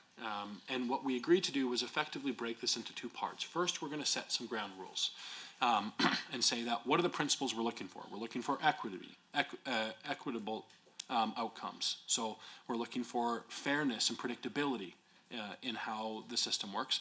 We're looking for transparency in that as well. And there's a real value, as much as the dollars and cents are a zero sum, but there is a net win, a Ricardian victory, if you add predictability and consistency to the process. If you reduce litigation and challenges going through the LPRT and the court system, so that industry knows what they're doing when they invest, and municipalities predictably know what they're receiving. And that's great for average residential ratepayers, because now municipalities can plan more years out, knowing what they're going to get out of that industrial taxpayer on the landscape. It also is good because with predictability, we can see it's not a disincentive for industry to say, I'm not sure what I'm going to get here. They'll know going forward what they'll end up having. I'll be honest, I could talk, and I have about 4.5 pages of notes as well, but I know it's shared time, so if you have a particular thing you'd like to talk about around designated industrial and the principles that we have in the assessment model review around fairness and equity, or timelines on it, I'm happy to go down that road. Yeah, no, and thank you for that.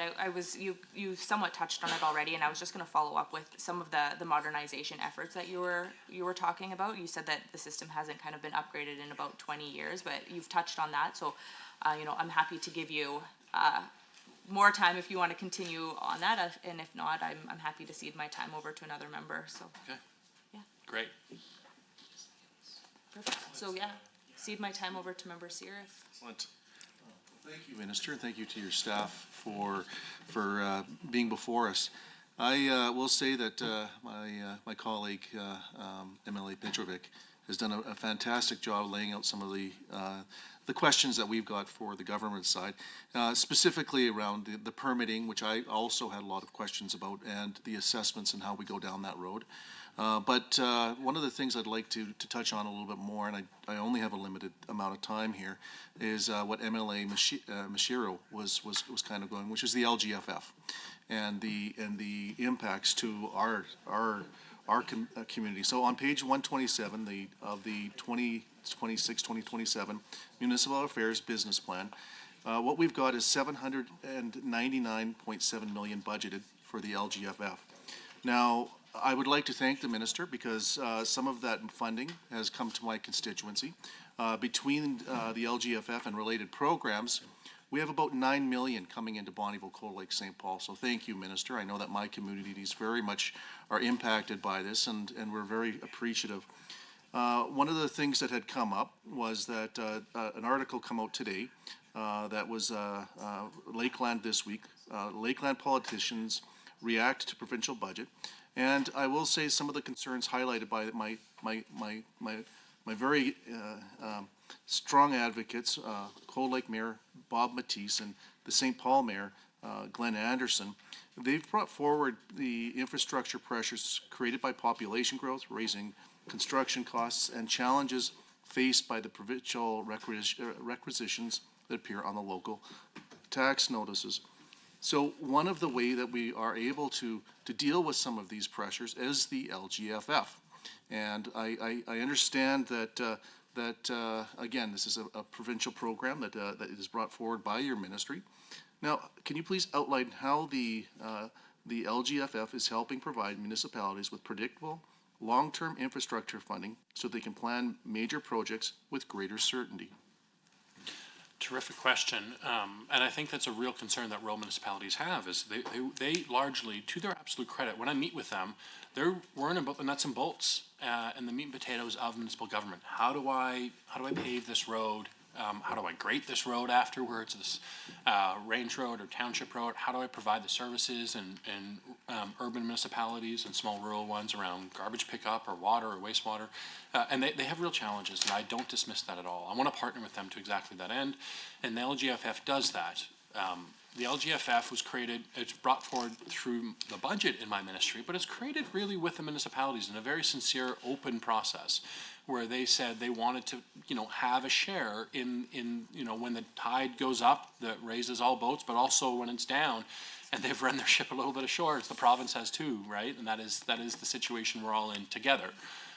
Maybe misery loves company in that sense, I don't know. But municipalities asked for that ability, and it's a reasonable ask. But that's not like the property tax revenue, which is very predictable and consistent. And that, to my point with MLA Petrovic, we're driving more predictability through the assessment model review when it comes to the assessment side. We want predictability, it's good. Royalty revenue isn't that, right? And provincial revenue, because of Alberta's oil and gas system, and terrific benefit to our province, has built so much of it, it's not that. So, happily, how are we going to help Bonnyville or Lakeview, Lakeland, pardon me? It is next year, we have a $100 million increase to the LGFF because 2 years preceding, we saw an increase to the provincial consolidated revenue line as well. Now, I'm happy to go more into that, but I see our time is running out in this section, so I'll return to it afterwards. Excellent. Well, thank you very much, Minister, and all the members for those questions. At this point, we're roughly halfway through the meeting, so I will call a 5-minute break as we discussed prior. The 5 minutes will start here right away, and we will be back here when that countdown hits 0.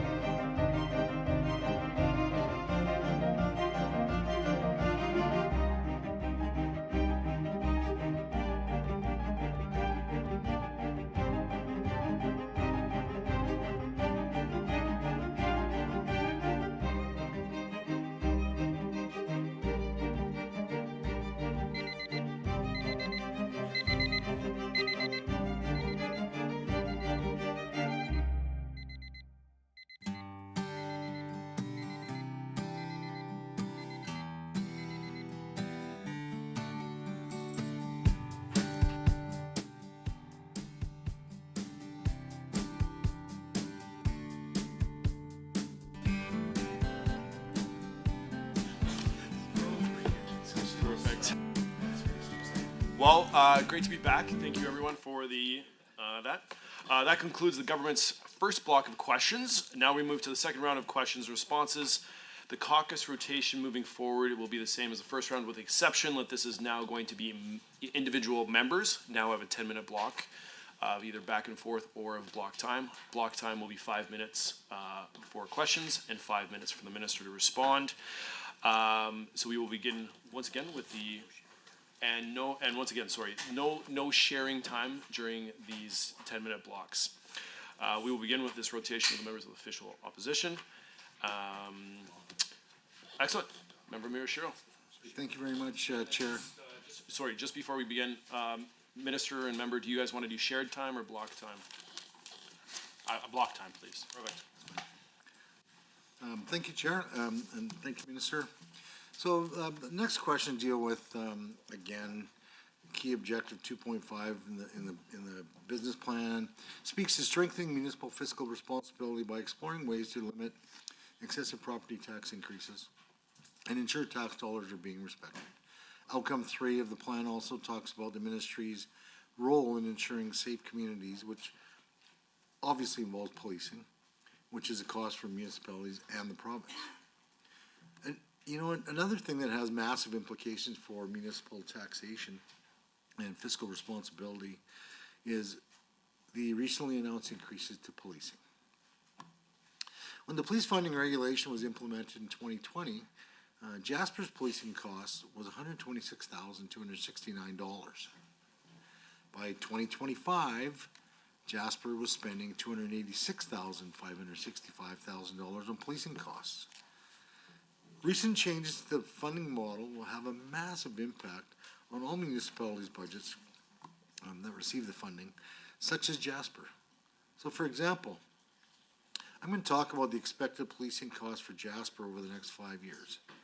So fiscal 26-27, there's going to be a 22% increase, cost to Jasper of $512,750. And remember, in 25, it was $286,565.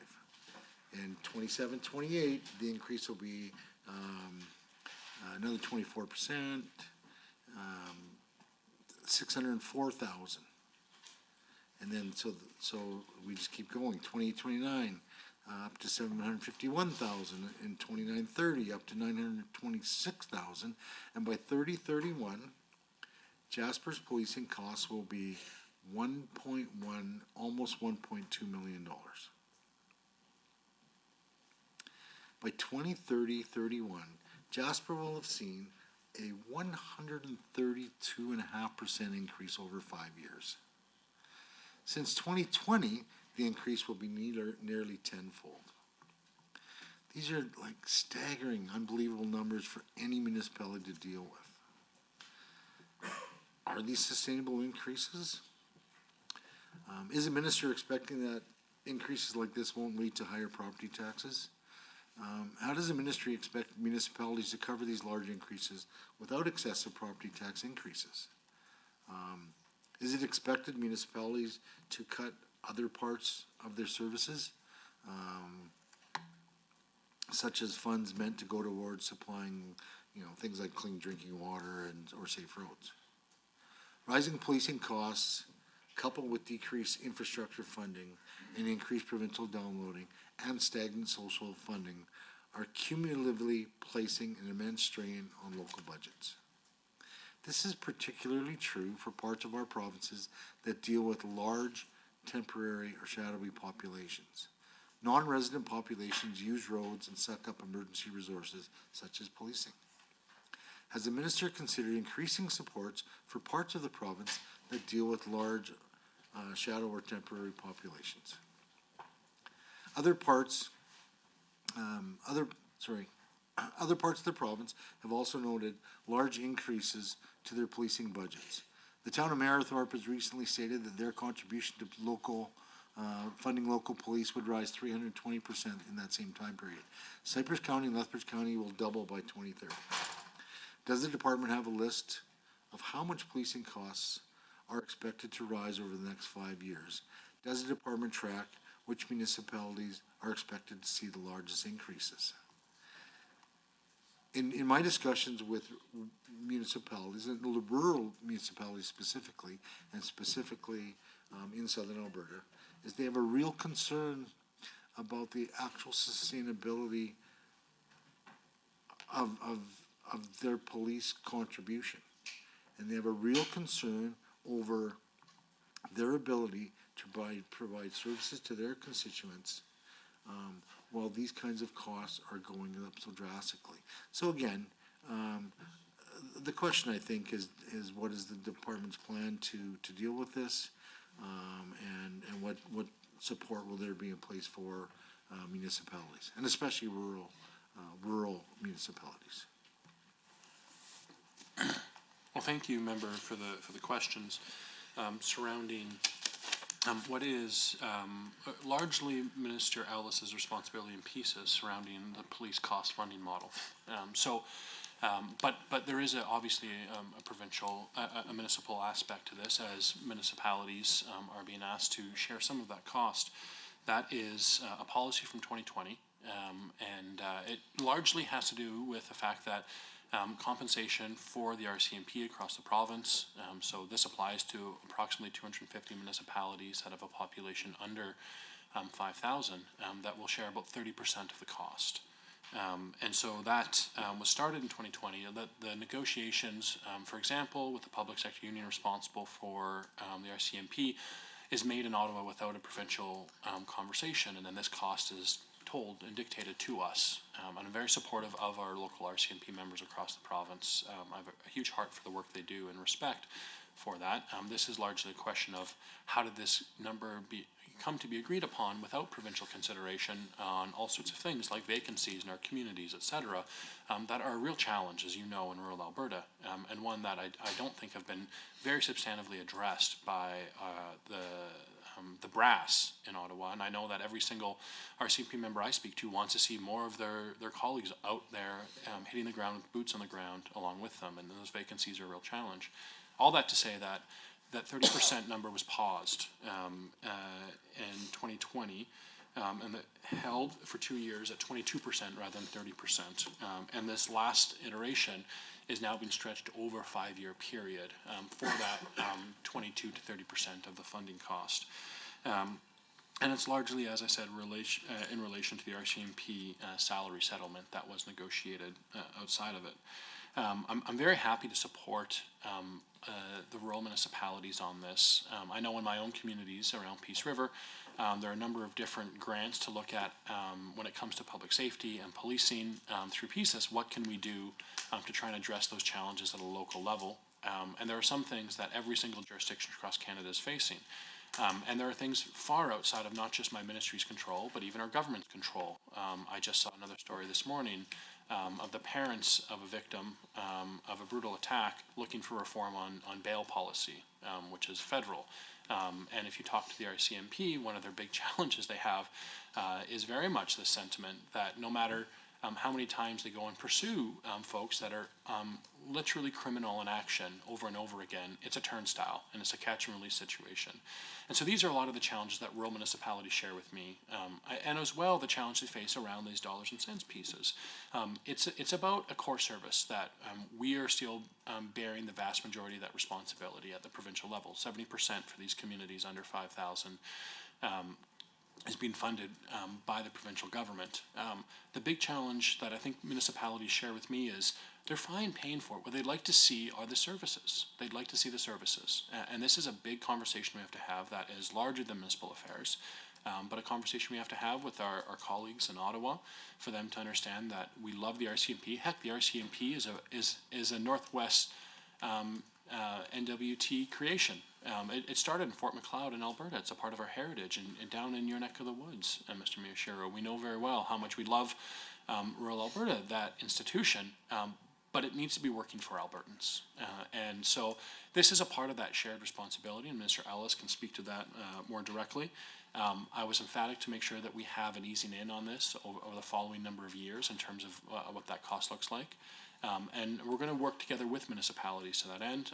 I'm looking and I'm working with municipalities at RMA, AB Munis, and a number of others, including industry associations, on what we can do to look for alternate forms of revenue. And I know that you've read the mandate letter and looking for different ways without raising property taxes, but still finding revenue for municipalities is part of that creative solution. We see in other jurisdictions that they've done very, very well. And this relates to our question we had before around infrastructure. Again, we can happily relate all of our challenges on dollars and cents back to that big crisis we're facing across all provincial, municipal, and even federal assets of the cost of updating, maintaining, and building new infrastructure for a growing population. How do we do that? Because folks feel like they're at their burden when it comes to taxes, and there's only one taxpayer, whether it's a federal tax, a provincial tax, or a property tax. This is one family at the end of that has to find a way to make ends meet. So we have to look creatively at the solutions, and I'm very happy to work with members opposite even if they have thoughts and collaborate with you on how to try and grow the pot. Excellent. So, excellent. Back over to Member Petrovic, I believe. Minister, are you okay with share time again? Yeah, that's fine, thank you. Wonderful, thank you. I'd like to say I appreciate your answer that you gave from the members opposite in regards to RCMP.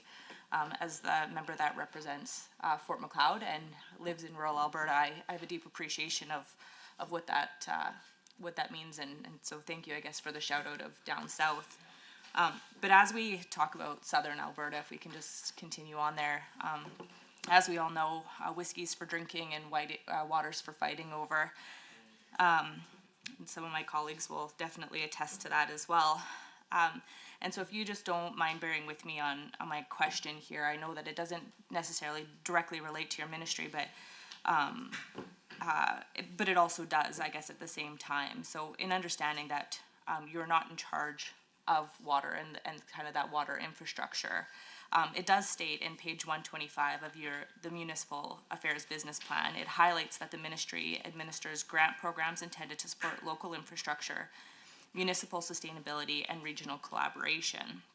And at the same time, many rural municipalities are looking to invest in reservoirs, raw water storage, and drought mitigation projects, particularly in southern Alberta, where water security is becoming increasingly important. I believe it was just 2 years ago I had one community that ran out of water, and it was a $10,000 a day bill to truck in water for that community. So this is something that's really important. So my question through the chair to you, Minister, is how can the province better support rural municipalities that want to invest in water storage and drought mitigation infrastructure, but lack the tax base to undertake these projects on their own? And is the ministry considering targeted infrastructure funding or partnerships with other ministries to help rural communities advance these critical water security projects? Great question, thank you. And I love the Mark Twain reference. Terrific with the whiskey for drinking and waters for fighting over. Yeah, so the primary mechanism by which we fund capital grants, and we've been over it multiple times before, is the LGFF. And that is legislated, that is predictable. I think earlier I said it's decided from revenue 2 years out, it's 3 years out, but municipalities are made aware 18 months ahead of time what the following 2 years of revenue are going to be from LGFF. And that's an important part of what this is. And I'll stress this. We'll address the question around dedicated funding after, but I need to stress municipalities, just like the province, should be planning to update their infrastructure, to maintain their core services infrastructure with revenue they have. They should be doing asset management and mapping what assets they have now, what their ages are, what maintenance costs they'll be, when they should be replaced. This is their responsibility. If they don't want to do it, then there's not some other council somewhere else behind them that's going to do it. The only council elected for that municipality is them. They have that responsibility. It is an important job. It is an incredibly rewarding job. It's only rewarding because it's hard, I'll tell you that, and you guys know it well. that these challenges need to be addressed, and they will be addressed primarily, first and foremost, not from a knight in shining armor coming down a hill with provincial royalty revenue, sacks of cash in hand to hand off to municipalities. It will be addressed through property taxes they're collecting, through LGFF that we give them, and through other grant programs flow through, like the CCBF, which is a federal infrastructure piece that we administer provincially, and plays a part in what that is. So those are the primary mechanisms through which they should be doing it. There are other ministries, of course, that in the capital plan continue to support municipalities. Transportation and administration is probably one of the most impactful, especially when we talk about the water question, water, wastewater, and especially waterworks on the supply side. So I think it's about a $28 billion capital investment over 3 years that is going mostly for infrastructure in municipalities, whether that be roads, highways, interchanges, or waterworks programs, et cetera. So it's not all funded through my department. A lot of it is, the lion's share of it's funded through other departments, and I'll give a shout out to transportation in particular. But I cannot stress enough that I hear the reports from RMA and AB Munis. I hear it from Edmonton and Calgary because they have big microphones, and they're right to raise the issue around infrastructure challenges. I will never dismiss it. Not one day will I dismiss it. I'll partner with them on it. But if in the end they're raising political awareness because they think the province should just, sack up and find some cash somewhere and give it to them, it's not happening. We don't have that money. We're running a deficit this year, and we've maintained services. There's not the couch cushions have been they're bare. It's not there. So that they need to come to reality, work with us, and say, how are we going to do it? Whether it's new innovative forms of revenue, with how we finance. I'm happy to look at, and I heard that this was brought up with the Minister of Finance at the Calgary Chamber town hall he had around municipal bonds. I think that those are possibilities. I'm interested in looking at what other jurisdictions have done to try and solve this with asset recycling, and Australia is an example of that. I'm open to any sort of suggestion that municipalities, chambers of commerce, members of the opposition, or my own team bring forward. I don't think that just expecting to shift the tax burden from one level of government to the other is a serious answer. Right? That's dodging on both sides, whether the province or municipalities do it. We have to address that when it comes to this giant infrastructure challenge we have, it will be through thoughtful planning, tough decisions and sacrifices that will come to address it. And I think Alberta's up for the task and the challenge, but there's not an easy way out of it. Appreciate that answer. And I know you briefly just touched on the asset management across municipalities. I was just hoping, through the chair to the minister, can you outline how the ministry measures the success and effectiveness of ACP-funded projects, including what performance indicators, reporting requirements, or long-term out-term metrics are used to assess whether these investments are improving municipal collaboration, reducing costs, and strengthening overall capacity across partnering municipalities? Yeah, I think ACP is an incredibly important program, and as I mentioned before, there's a $2.8 million cut to ACP, but it's also being refocused and focusing particularly on that piece on asset management, because we see that as these questions are focused on infrastructure as a key question for it. So I'm going to ask my department to talk a bit about the tracking and the outcomes and what we do as a process with that granting and what it looks like at a municipal level and how we decide provincially where we allocate those dollars and where the priorities are.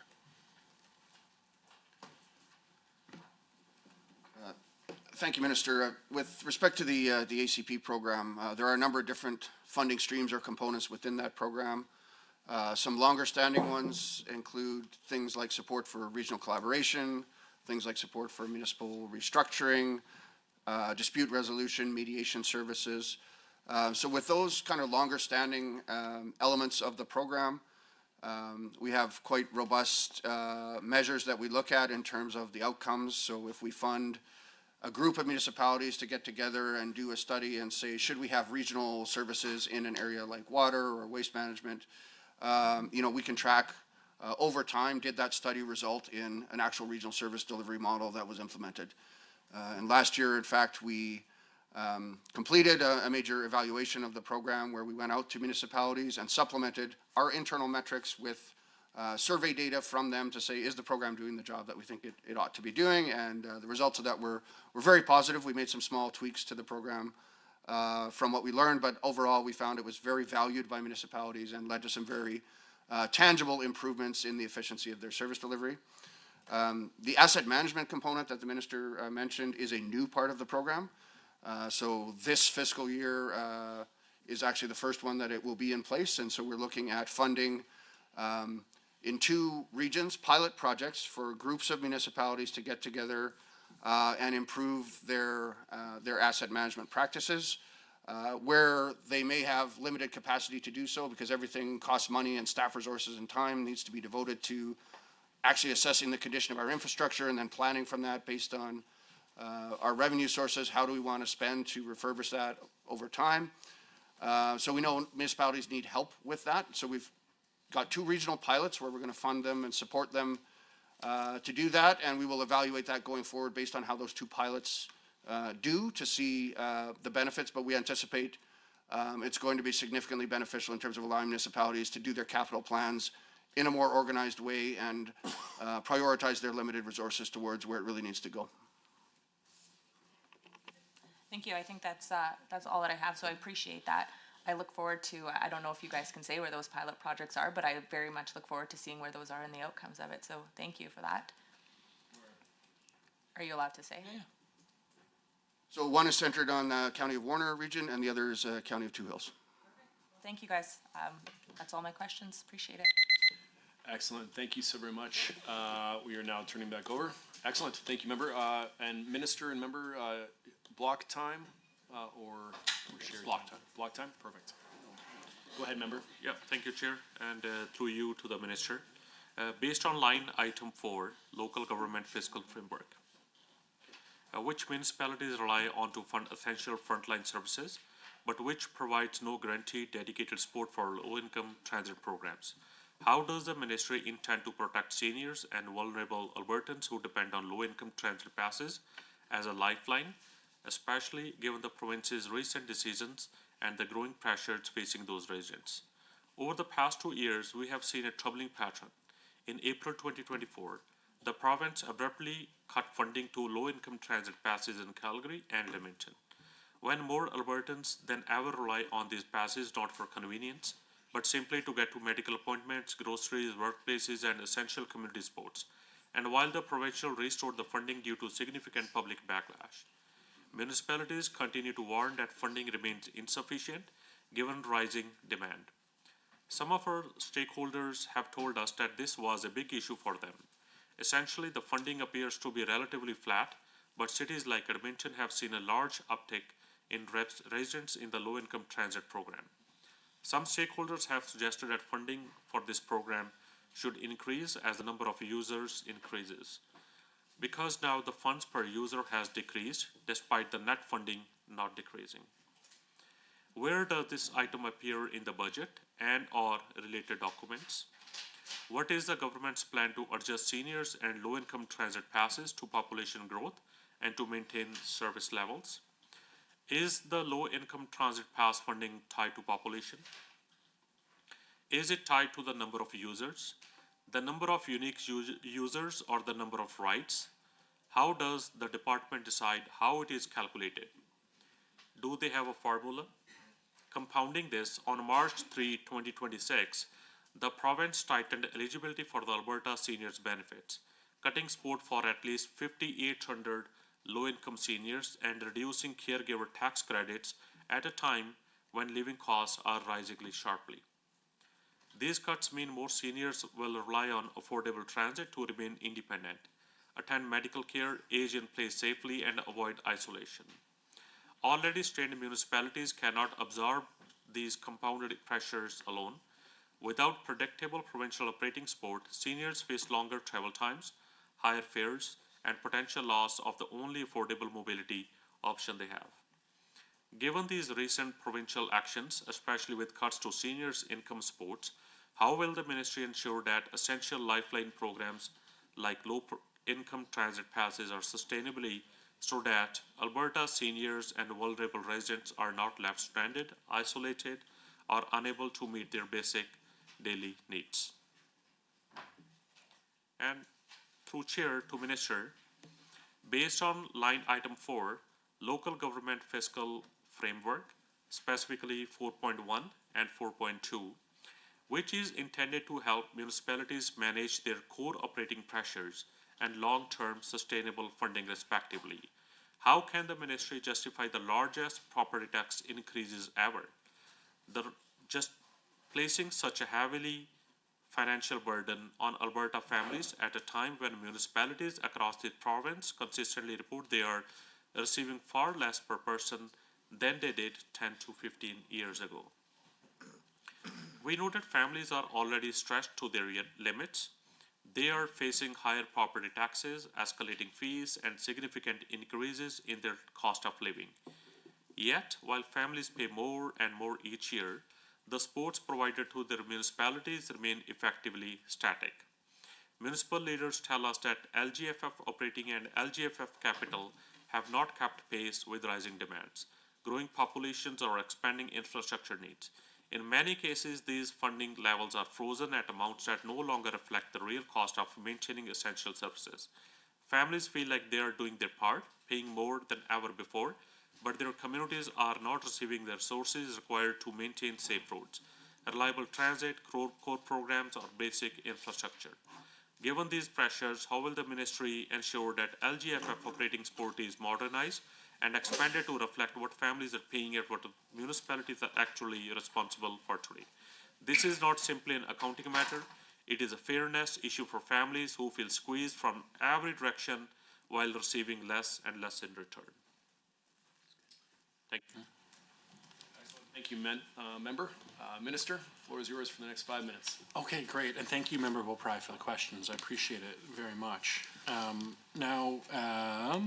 Particularly on the question surrounding low-income transit, you asked where does this appear in the budget? I can tell you it's not funded through municipal affairs and hasn't been. This is, as far as I understand, a question from Minister Dreeshen on in a substantive sense surrounding any transportation subsidies, et cetera.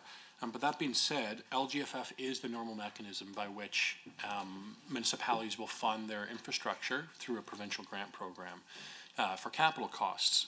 And so I believe that LGFF capital costs accepted by function in 25-26 has public transit at approximately $50.5 million funded through LGFF province-wide. So that's looking at all the different grants across the province that ended up through LGFF funding for public transit. And that, I think, is an important concrete number, but also illustrates the wider point that municipalities have the ability to invest in public transit, both at a capital and an operating side within their discretion. It is 100% up to a municipality to decide where they want to spend those dollars. However, I would highly encourage them to spend it on core services. And I think public transit's a part of what that looks like. Now, they need to make difficult decisions in terms of how they allocate those capital funds and the operating cost and how they support their ratepayers and residents in those communities. But that's something that local municipalities get to do through their budgeting process. So if we're looking at Edmonton, for example, they just went through a budget process this fall and made discrete decisions around how they're going to be supporting ratepayers around public transit. That's something that is their responsibility to do. I'll also note with Edmonton, because I pointed out Edmonton as well, they're the beneficiaries in this budget in an incredibly supportive way around GPOT being increased back to 100%. And so what that means, it's approximately $11 million more in revenue for the city of Edmonton. That, at their discretion, can be used for capital infrastructure, road maintenance, for light rail transit operation, to whatever degree they see fit. And that is something that the province was emphatic on, returning to that GPOT at 100%. The next item you brought up is the LGFF generally. I think at one point you mentioned that municipal leaders have told you that it's effectively remained static, and that is just categorically the wrong adjective to use to talk about the LGFF. It has remained predictable. I think that's a very helpful adjective, but static, not true, as we're seeing it rises and lowers with provincial revenues, which is why next year we're seeing a $100 million increase to LGFF province-wide, $95 million. So that municipalities can use that capital money for investments that they see fit. This is something that the province, in partnership with municipalities, came to as a formula, saying that we want to share together when times are good, and also in those burdens and challenges when times are poor. The nature of the LGFF is not like a property tax, which is a stable form of revenue, very predictable in terms of year to year what you would get. LGFF is based on provincial revenues, and provincial revenues come from income tax, and to a large degree, which is not as stable, many years out, predicting what that will be, because it depends on the nature of the economy, how much income are people making. Business tax as well depends on a lot of other factors. Royalty obviously depends on international factors, as we're seeing right now in international headlines. So all the different consolidated provincial revenues that we have in the budget are the things that change to a much higher degree than something like property taxes. And so municipalities get a little bit of both now. They get to see that up and down that we see provincially in revenue at their request, because those ups feel real good, but they got to understand that those downs are part of that deal. It's a two-sided coin, and what's good for goose is good for the gander. And so we would agree that we want to see municipalities share in those successes, but to do that, they also have to be a part of this rising and falling of provincial revenues. But municipalities, when it comes to the decisions that they make, and whether we're talking about your earlier question on public transit, or if we're talking about any number of other core services, really essential services like water and wastewater, like garbage pickup, like road clearing and maintenance, like transportation, in road infrastructure, overpasses in larger cities, all of these items are things that municipalities should be planning to maintain with maintenance costs. They should be planning to upgrade and to expand as their population increases too. They should, with their revenues, their predictable revenues, LGFF, which is legislated, will continue, along with property taxes, they should be planning to those ends. Excellent. So thank you very much for both member and minister. I believe we're turning to member Yao now. Member and minister, do you want back and forth or block time? Get back and forth. That sounds fine. Thank you very much, Mr. Williams, and thank you to your entire team for all the hard work that they do. My series of questions all revolve around the residential protection program, also known as the home warranty. Minister, you know, I used to build homes as a bit of a side business, and it's programs like this that actually made things really difficult for me, even though I built proper homes and stuff like that, followed code, did everything properly. It was the expense and the red tape, for lack of a better term, that this created that really pushed folks like me out of the business. And I actually talked to 2 developers who identified that these programs actually took a lot of small builders, which is unfortunate. But that said, it was put in place as a safety mechanism for people. So I guess my questions kind of revolve around that. Under outcome 3 on page 129 of the 26-29 business plan, the residential protection program is identified as a key tool to ensure builder accountability and consumer protection through licensing and warranty requirements. And while these protections are important for maintaining trust in the housing market, a lot of prospective homeowners have raised concerns about whether the regulatory processes can sometimes be overly complex or burdensome. And for individuals trying to enter the housing market, the red tape and everything else can add to the construction timelines, but also add to the cost. I think the home warranty program adds like another $10,000 plus to the cost of a home, especially in a time when we're trying to deal with housing affordability. But through the chair to the minister, how is this residential protection program ensuring strong accountability for those builders through the licensing system, while trying to avoid unnecessary burdens that could slow housing construction or increase costs for home buyers? Has your ministry been striving to seek a balance there? Yeah, that's exactly right, member, and I think your personal experience brings a point that many Albertans intuitively understand, that we need to strike a balance. There are 2 sides to this. Of course, we want to protect Albertans, both from a Safety Codes Council side, of course, with the building codes, et cetera, but then also from a home buyer protection perspective. That's a good, laudable, and reasonable goal, hence why we have the legislation. But then we also have to understand that that's on a sliding scale. All of this is on a scale, and there's no perfect solution. And when you do more of one thing, to my earlier point, this is about trade-offs, not solutions. And wherever you land on that, you might solve for one thing, but you're excluding something else in that process. And so calibrating that right in balance is exactly the challenge that we face. And so the program and policy is one that, as far as the national market goes, still has Alberta leading the way. 1 in every 4 homes built in the province this year are being built in the province of Alberta, despite proportionally we have less than half that on a per capita basis for population in the country. We have done a lot between individual municipalities, and credit to municipalities like Edmonton and Calgary, but also mid-sized cities, and very much credit to all the very small towns across the province for reducing red tape. And credit to Minister Nixon as well in the housing file and the work that he's done to reduce some of that red tape. So we still see ourselves leading in that sense. But leading Canada is a very low bar these days, unfortunately, and that might not be enough for us to say as United Conservatives that that's enough. So we want to make sure that we are balancing that right, and I'm happy to look into any particular programs. It's a priority of mine to reduce red tape, and I work closely with Minister Nally to that end, to ensure we're meeting the needs of Albertans in the home buyer protection piece. A public review of the new Home Buyer Protection Act and Residential Protection Program was completed. A number of regulatory amendments to add builder competency requirements and building licenses were recently introduced, come to force in January 1st of 2027. And I'm always open to a conversation on what we can do. The home buyer protection piece is going to continue to be there, but where and when we can make it accessible for smaller builders that are not doing large scale. And I appreciate that large scale builders have an incentive where red tape isn't necessarily a burden for them if their competitors don't have it. I can appreciate that. And I don't want this to become a function of supporting the largest builders, but allowing the smallest builders to just be squeezed out in every possible way. But there's no doubt that when it comes to certain poor actors that build in this space, that Albertans not only appreciate, but have come to expect the protection of this as well. There are exemptions in it for building your own home, et cetera. But if there are particular concrete issues that we want to address, I'm always happy to look at those. Absolutely. No, thank you for that. I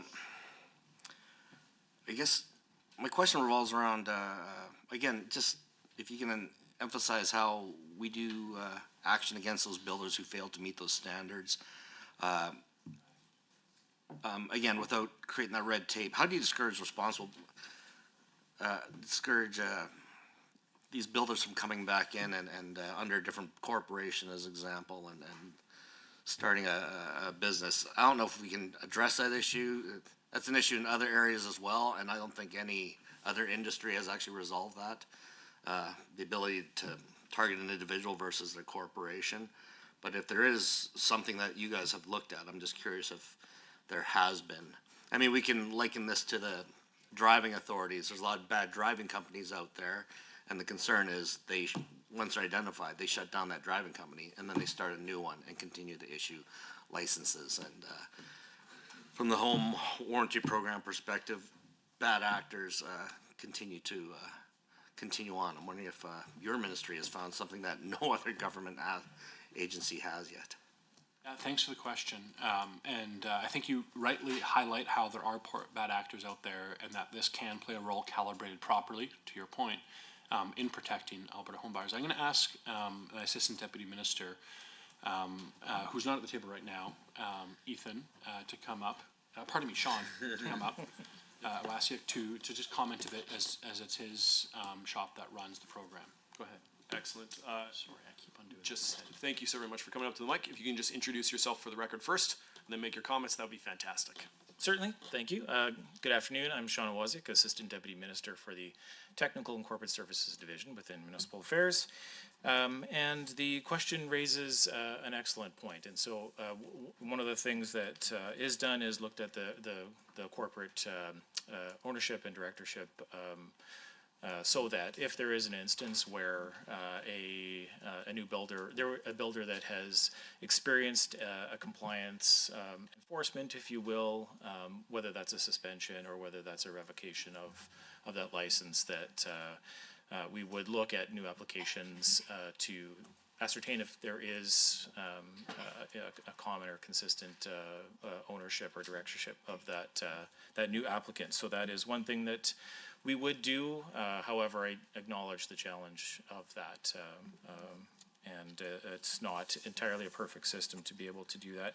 The other aspect that I might highlight for the committee is the introduction of the builder competencies. I think to the broader point about wanting to ensure that builders are performing their function and are competent and able to do that. And so that is a new tool that was introduced through the legislative changes recently passed, and that is coming into force in January 2027, where there are specific builder competencies that have been identified, so that when a builder receives their license, they're stating and indicating that they do have those competencies, and it is a tool when it turns out, if it turns out, that a builder maybe does not or is performing poorly. And so if there are actions against them under the Safety Codes Act, as an example, a Safety Codes Order, if there's insolvency issues, or whether there are other indicators that a builder is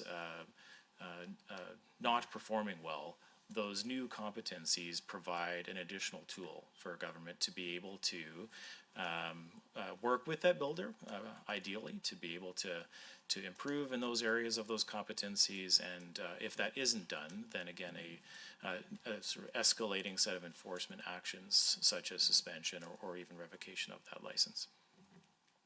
Thank you so much for that. I really appreciate that answer from your team, Minister. So it sounds like you guys have been developing certain legislative, regulatory, and administrative changes. You have been doing outreach with a lot of the builders and with the stakeholders in the home warranty program, and that you're attempting to identify and troubleshoot a lot of these issues that are cropping up. And this, based on what you've been telling me, this is an ongoing process that never ends. It's always a continuous thing. And that you're having good discussions with municipalities on these. So I really appreciate that. The planning and development agencies and municipalities that work with a lot of this as well, I think need some support and help. And it sounds like your government is really, your ministry is doing a really good job of trying to manage that. So I really appreciate that. Excellent, thank you so very much. Back to the members of the opposition. And excellent member, block time or back and forth? Block time. Block times. Yeah. Thank you, Chair. Thank you, Minister. The Provincial Priorities Act was passed in May of 2024, and the regulations for that followed shortly after. Under the regs, municipalities and municipal entities must submit information on all new agreements with the federal government, including amended or renewed agreements, to the Minister of Municipal Affairs for approval. Is this not, by definition, increasing red tape? There's no real need for ministerial approval for federal funding to go to municipalities.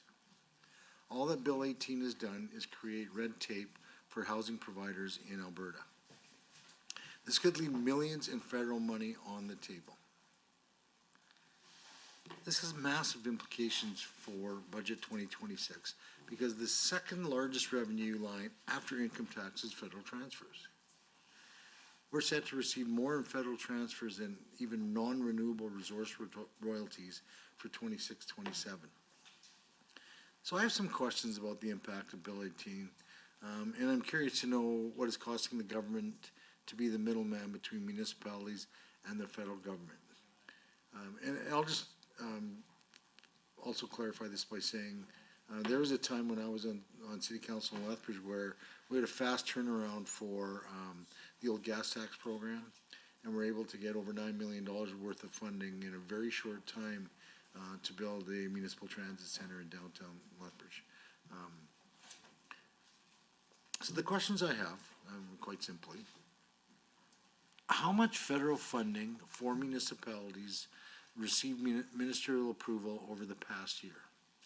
How many projects was this? And how many agreements was this? How much extra time did the minister or his office or the department spend because of requirements related to Bill 18? How much time was Bill 18 created for the department? How much money was spent on approving federal funding for municipalities? Are there any costs associated with staff spending time on this related to my previous question? Have any agreements or projects been denied federal funding because they did not receive federal or ministerial approval? And if yes, how many projects or agreements have been denied approval by the minister? And if yes, can the minister or the department,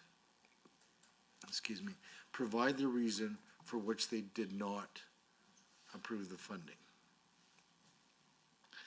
Is the department aware of any delays that the mandatory approval has caused?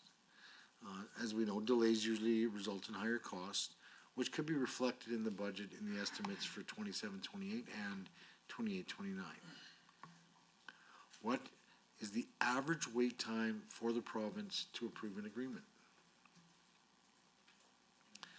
What is the longest wait time for ministerial approval that a municipality has been subjected to? Some of these are just curiosity ones. I'm not sure if you actually have the data. Has the Provincial Priorities Act resulted in more federal dollars flowing into Alberta to the benefit of Albertans? You know, and in discussion about Bill 18, I know the government's part of their debate about this would be about increasing the effectiveness of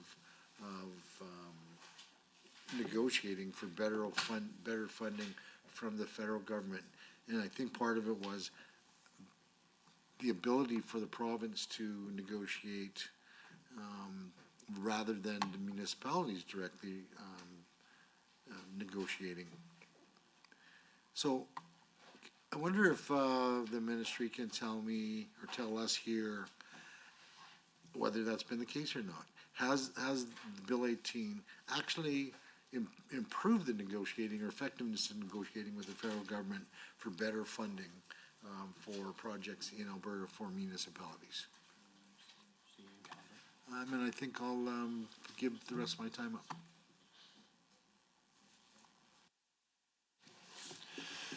Okay, thank you very much, member, for the questions. So I'll do my best to try and answer some of the detailed technical ones first, and then give you an overview of the Provincial Priorities Act. So straight up, you asked, what are the costs? We have approximately 3 FTEs that are responsible for reviewing this. They have some other responsibilities, but 3 FTEs that are responsible for reviewing it.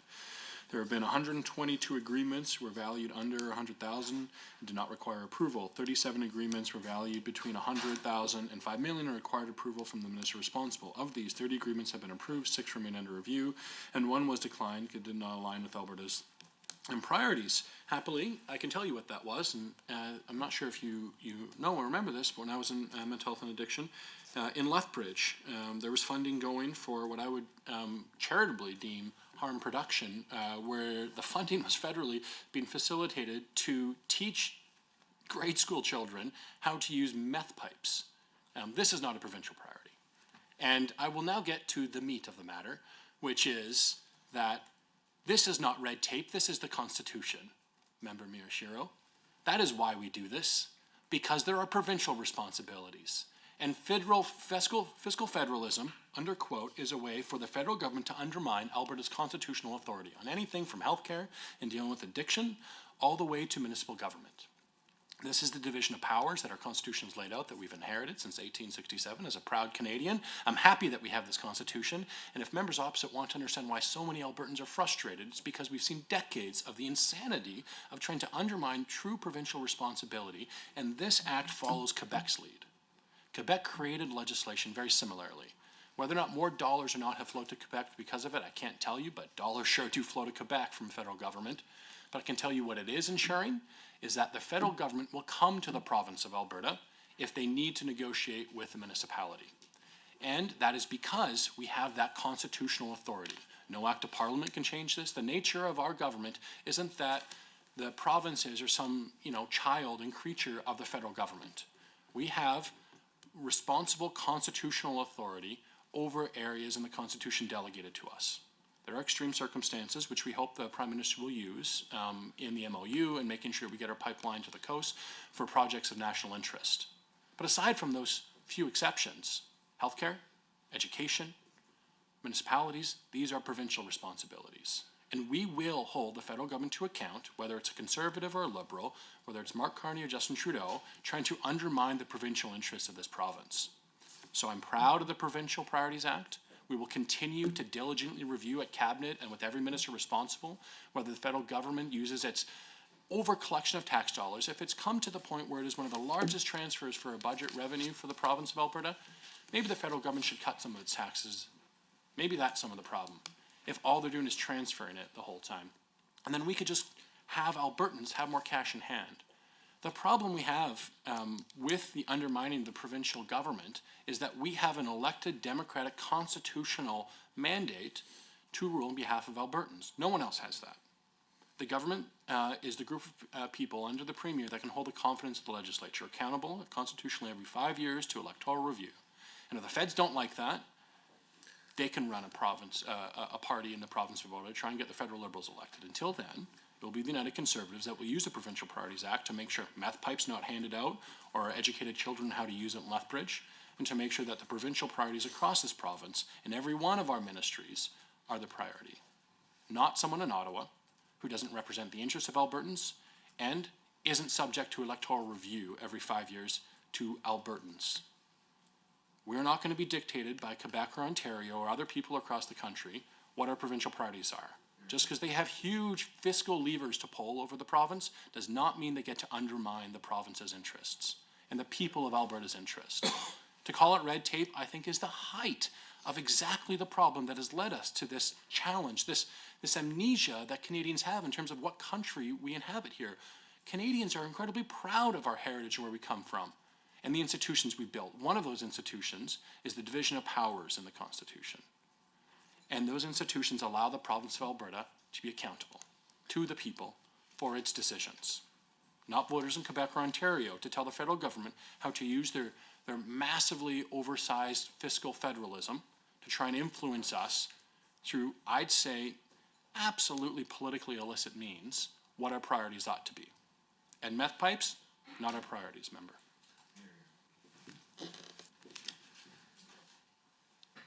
Excellent. Well, thank you very much, Minister. We will now turn to Emily Rowe as well. Emily and Minister, back and forth or block time? Preferably. That's fine. Yeah. Okay, thank you very much, Minister. I'd like to talk about governance accountability framework. So the objective 2.6 on page 128 of the ministry's 26-29 business plan. Municipal Affairs commits to enhancing municipal governance by finalizing a provincial councillor accountability framework that will clarify expected conduct for elected officials and senior staff. Support respectful and accountable leadership and ensure that municipal representatives can effectively carry out their responsibilities. This represents a notable shift towards more standardized expectations across municipalities and potentially a greater role for the province in setting the governance norms, particularly in response to the concerns around conduct, transparency, and public trust in local government. And I know I've experienced great municipal groups getting along, doing a great job, and I've experienced the other side of it as well. So can the minister provide details on what the proposed provincial councillor accountability framework will require of elected officials and senior municipal staff, including what standards of conduct will be established, how the compliance will be monitored, and what mechanisms, if any, will exist for enforcement or consequences in case of non-compliance? Great, thanks for the questions, and it's something that this government's been promising, is to return to a councillor accountability framework to replace the code of conducts that were removed in Bill 50. Now, I'll tell you why they were removed, but first I'll say that the province of Alberta was the first province in the country to create codes of conduct of any variety, under any name. It was in 2017. To the credit of the government of the day and the members opposite, it was a lamentable but needed piece in municipal government. I think we could all wish it was just civility, a pointed political conversation, substantive political debate, but having raised by good parents and the idea of your mother seeing you act inappropriate should be enough to keep someone in check from saying something inappropriate. But it's a different world today, Happily, I see that at our level provincially, when we do cross that line, their apologies are forthcoming, and that little bit of humble pie I've had to eat myself a number of times is good for keeping us in check. Municipal councillors need tools as well.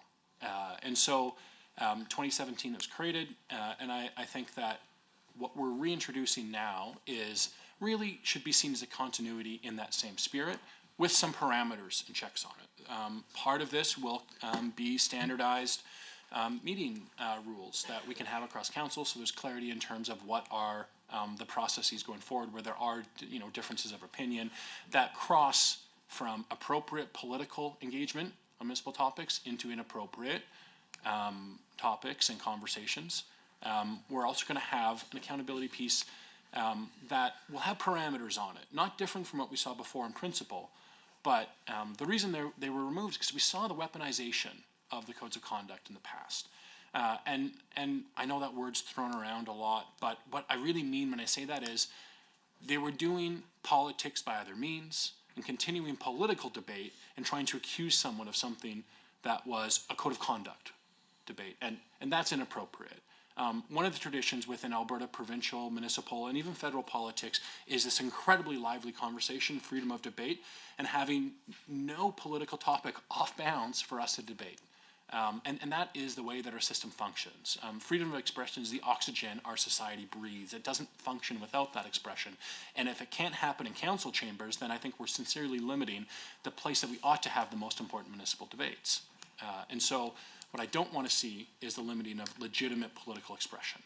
That can be unsavory to some and unpopular to everyone but one member on council. But it is that member's council's ability to do it. So what you should expect is a continuity of the intent of the previous legislation, the ability for local councillors at a council level to rein in somebody who had an egregious and absolutely inappropriate action that was off bounds, that will be prescribed in legislation and regulation, but then the ability for a local council to be able to manage that in an appropriate way, to bring complaints and a legitimate, independent but timely review mechanism as well, so that there's an independence to this if the individual who is aggrieved feels like it's been unfair.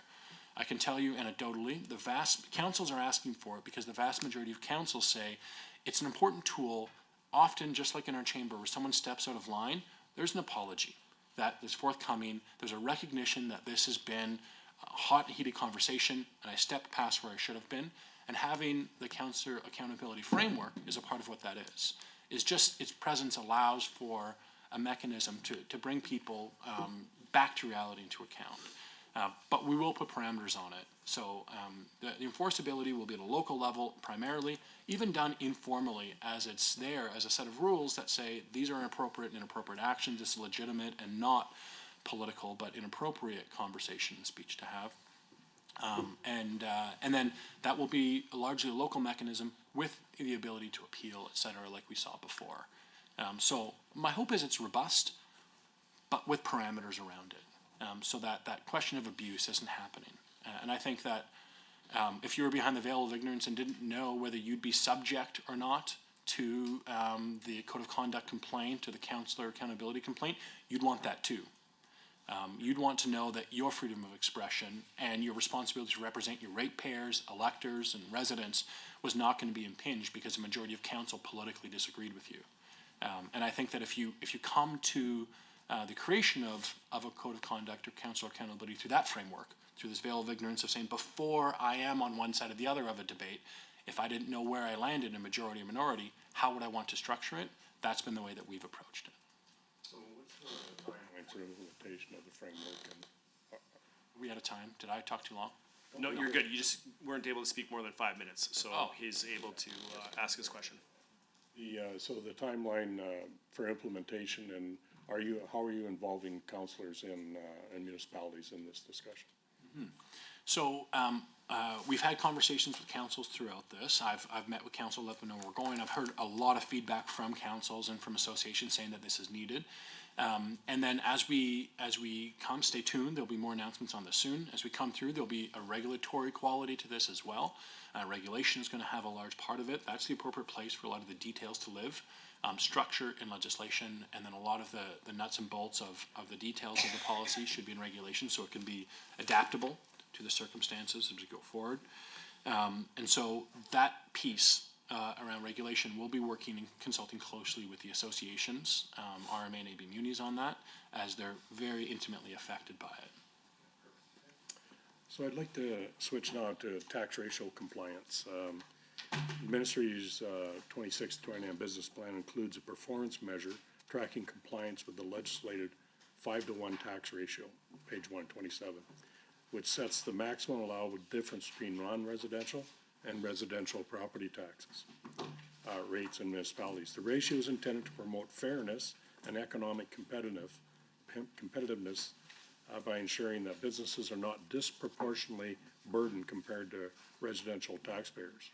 The plan also establishes targets to reduce the number of non-compliant municipalities over time, signaling a continued focus on improved adherence. However, achieving compliance can be challenging for municipalities, balancing local revenue with the needs, with the economic considerations. So I'd just like to, if the minister can outline specific actions the ministry has taken to ensure municipalities move towards compliance with the 5-to-1 tax ratio, including what guidance, tools, or incentives are being provided, and how the ministry is working with municipalities that face structural challenges in meeting this requirement. Okay, great. I'll be very short, as I realized I went too long last time, and I'll ask my Assistant Deputy Minister Bain to address it. There were 20 non-compliant in 2016. 2026 sees 5 that are non-compliant with it. 2027, we predict 3. In 2028, we have plans to have 2. So we work with them. They have plans. It's structurally difficult for some municipalities because of the nature of what their tax base is.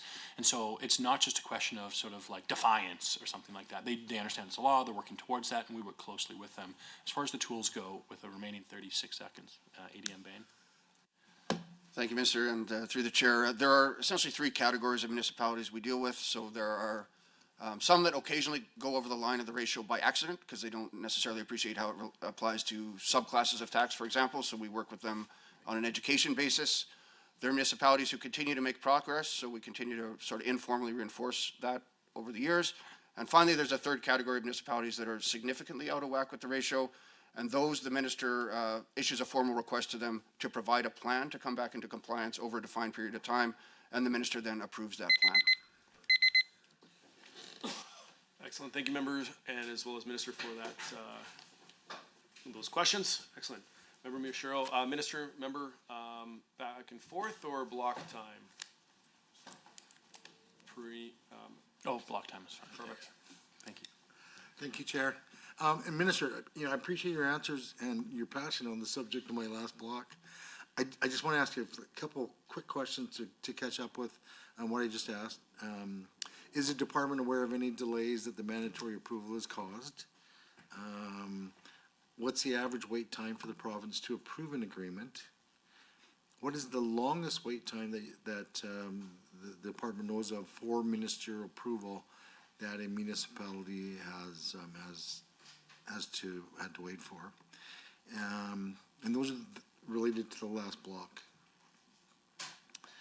I'm going to talk to you about something else in my last remaining time is, so local reporting has suggested that multiple energy companies are lobbying the government, including municipal affairs, for changes to how oil and gas companies' property is taxed by municipalities. Lobbying records have shown that Tourmaline Oil updated its registration, which includes meeting with government officials to promote competitiveness in how oil and gas companies are taxed municipally compared to similar projects across provincial borders. Enbridge also renewed its lobbying on municipal taxation and the competitiveness and fairness of non-residential property tax, linear assessment, and property tax in Alberta. The St. Albert Gazette stated that a spokesperson for Alberta's Municipal Affairs Minister said the province is updating its assessment practices to ensure the system is fair and consistent. Is the minister considering changing tax rates for oil and gas companies' property? Has the minister or the department consulted with municipalities or municipal groups on this? The minister mentioned earlier in response that the Minister of the Treasury Board and Finance said how much the EPT is collected. And then the Minister of Municipal Affairs has to deal with that in reality. But I guess I'm wondering, is the minister advocating at the cabinet table to keep provincial property taxes in check? And so for some context, the government of Alberta reduced how much property tax had to be paid on some energy infrastructure in 2019. And that was a 35% assessment reduction for shallow gas wells and associated pipelines. This measure, originally thought to be temporary for 3 years, cost RMA members over $25.4 million in lost tax revenue between 21 and 23. Some counties reported they had to deal with an individual $4 million loss in total revenue. Does the department measure how much money municipalities have lost in total since 2019 from this one change? Does the department assess the impact of all of their changes and decisions on municipalities' ability to generate revenues, or on how much those decisions might cost municipalities in lost tax revenue? Around last year's budget, the government formed a working group with the RMA to help address unpaid oil and gas property taxes with the goal of developing a property tax accountability strategy. The RMA, who are co-leading this, stated that the goal of the PTAS is to produce a joint report by the end of 25 with actionable recommendations and strategies to recover unpaid taxes, prevent legislative and regulatory loopholes that allow non-payment, and restore a strong partnership between industry, rural municipalities, and government. 2025 is now over. Does the minister have an update for us on this report? And lastly, in the government estimates on page 178, line 3.3 on grants and education property tax is going up over $1 million from 7 just to over 8. The entire subtotal for municipal assessments and grants is going up from 26.45 million to 30.38. Can the minister explain what these increases are for? Do the increases have anything to do with the work created by the Provincial Priorities Act? Do the increases have anything to do with property tax increases made in this budget? Thank you. Thank you with the last sentence, Mr. Thank you to your staff for being here today and providing answers for our questions. Thank you very much, member, for your questions and your indulgence on my passion in the last one. But I'll quickly answer as best I could your 3 questions that were holdovers from that. Delays, we know of none. Wait times, we've heard no complaints from municipalities. That continues to flow in terms of projects being approved and continuing, and also can't speak to the longest that we've taken. Practically speaking, we've seen no meaningful consequence short of the one that we disallowed, which was previously mentioned. Okay, on the piece surrounding the assessment model review and municipalities, this is a zero-sum game, as I've mentioned before. There are only so many dollars that are accessible. Industry has an interest to remain competitive. We want to see the next dollar invested, whether it be telecommunications, oil and gas, agriculture, forestry, processing of any kind. We want to see the next dollar that every company in Canada is looking at investing. In Alberta, of course we do. We want it to be an attractive jurisdiction. So assessment and tax policy at municipal level plays a part in that. But that's not the only consideration. Because it's zero sum, we also need to make sure municipalities maintain revenues that they can offer those services. And industry are users of services, and in no small part, in a very substantial, meaningful way. The roads themselves in these rural municipalities, whatever it is that we're processing and moving, and continuing to function, and provide that great investment climate for industry to come, is viable, meaningfully strong municipalities. And so we have this trade-off that we have to figure out, and that's where the AMR, the Assessment Model Review, has come from. And we have been working for a number of years with industry on exactly that. Our goal here is to find a spot where, as I said before, even though the resources, the dollars and cents are zero-sum, there is a growth and a net benefit to the entire system, the province as the assessor, and to a degree in different roles, the regulator, to the industry players, and also to municipalities, to drive clarity, equity, predictability, and fairness through the system. That is great for investment, that is great for municipalities. And so my goal coming out of this is to make sure that municipalities continue to be able to deliver the services, and that they feel like they have wins in how this is happening. And I want to make sure industry says this is still a great jurisdiction to invest in, that those jobs that industry provides in our municipalities, that companies continue to invest, so there are even more of those going forward. I know because of the nature of the assessment challenge and tax policy, that their industry and municipalities can sometimes be at odds with each other in one sense. Ultimately, they are partners. Ultimately, municipalities need industry on that landscape, and ultimately, industry needs to have a service provider in that municipality providing those services, and towns and recreation centers and main streets and plowed and graded roads for those employees to live and work and play in. So I'd say that relationship is shared, even if sometimes it feels distant when you do the assessment model review group and we're going through that. Ultimately, there's a fundamental understanding that there's a relationship there. And so stay tuned, more to come on that. I want to keep all major players on board with our next step in government. I don't want to rush towards an end where we don't have agreement in principle of where we're going, and that's what we're going to see in the next step of the process with the assessment model review. And I appreciate the challenges you lay out because they're all real. When it comes to the property tax accountability strategy, stay tuned on that too. Good news coming, working with industry and municipalities on where we're going on that. Now that the report is, now that the group is coming to a conclusion of the work that it's done, I'll be sharing with members and the public in terms of where we're heading going forward on that. And with a short time left on your question on the line item, I'm just going to ask my department to speak to the increase. I think it's largely to do with staffing increase. So maybe I'll ask the SFO, Yes. Dan. Just quick on that one through the chair. Yeah, so you're right, Minister. 2.3 million of the increase is the salary settlement that the deputy talked about earlier, and the remaining 1.7 million is the assessment model review. Well, thank you very much for your time today. And is this the end? Well, I'll say thank you. No, there's more? Okay. All right, good. Well, thank you again for your questions. Okay. Excellent, thank you so very much. I believe Member Rosewell has the next block of questions, and so our meeting will conclude in 6 minutes. Shared time, Member and Minister, or block time here? Shared, yeah. Shared, perfect.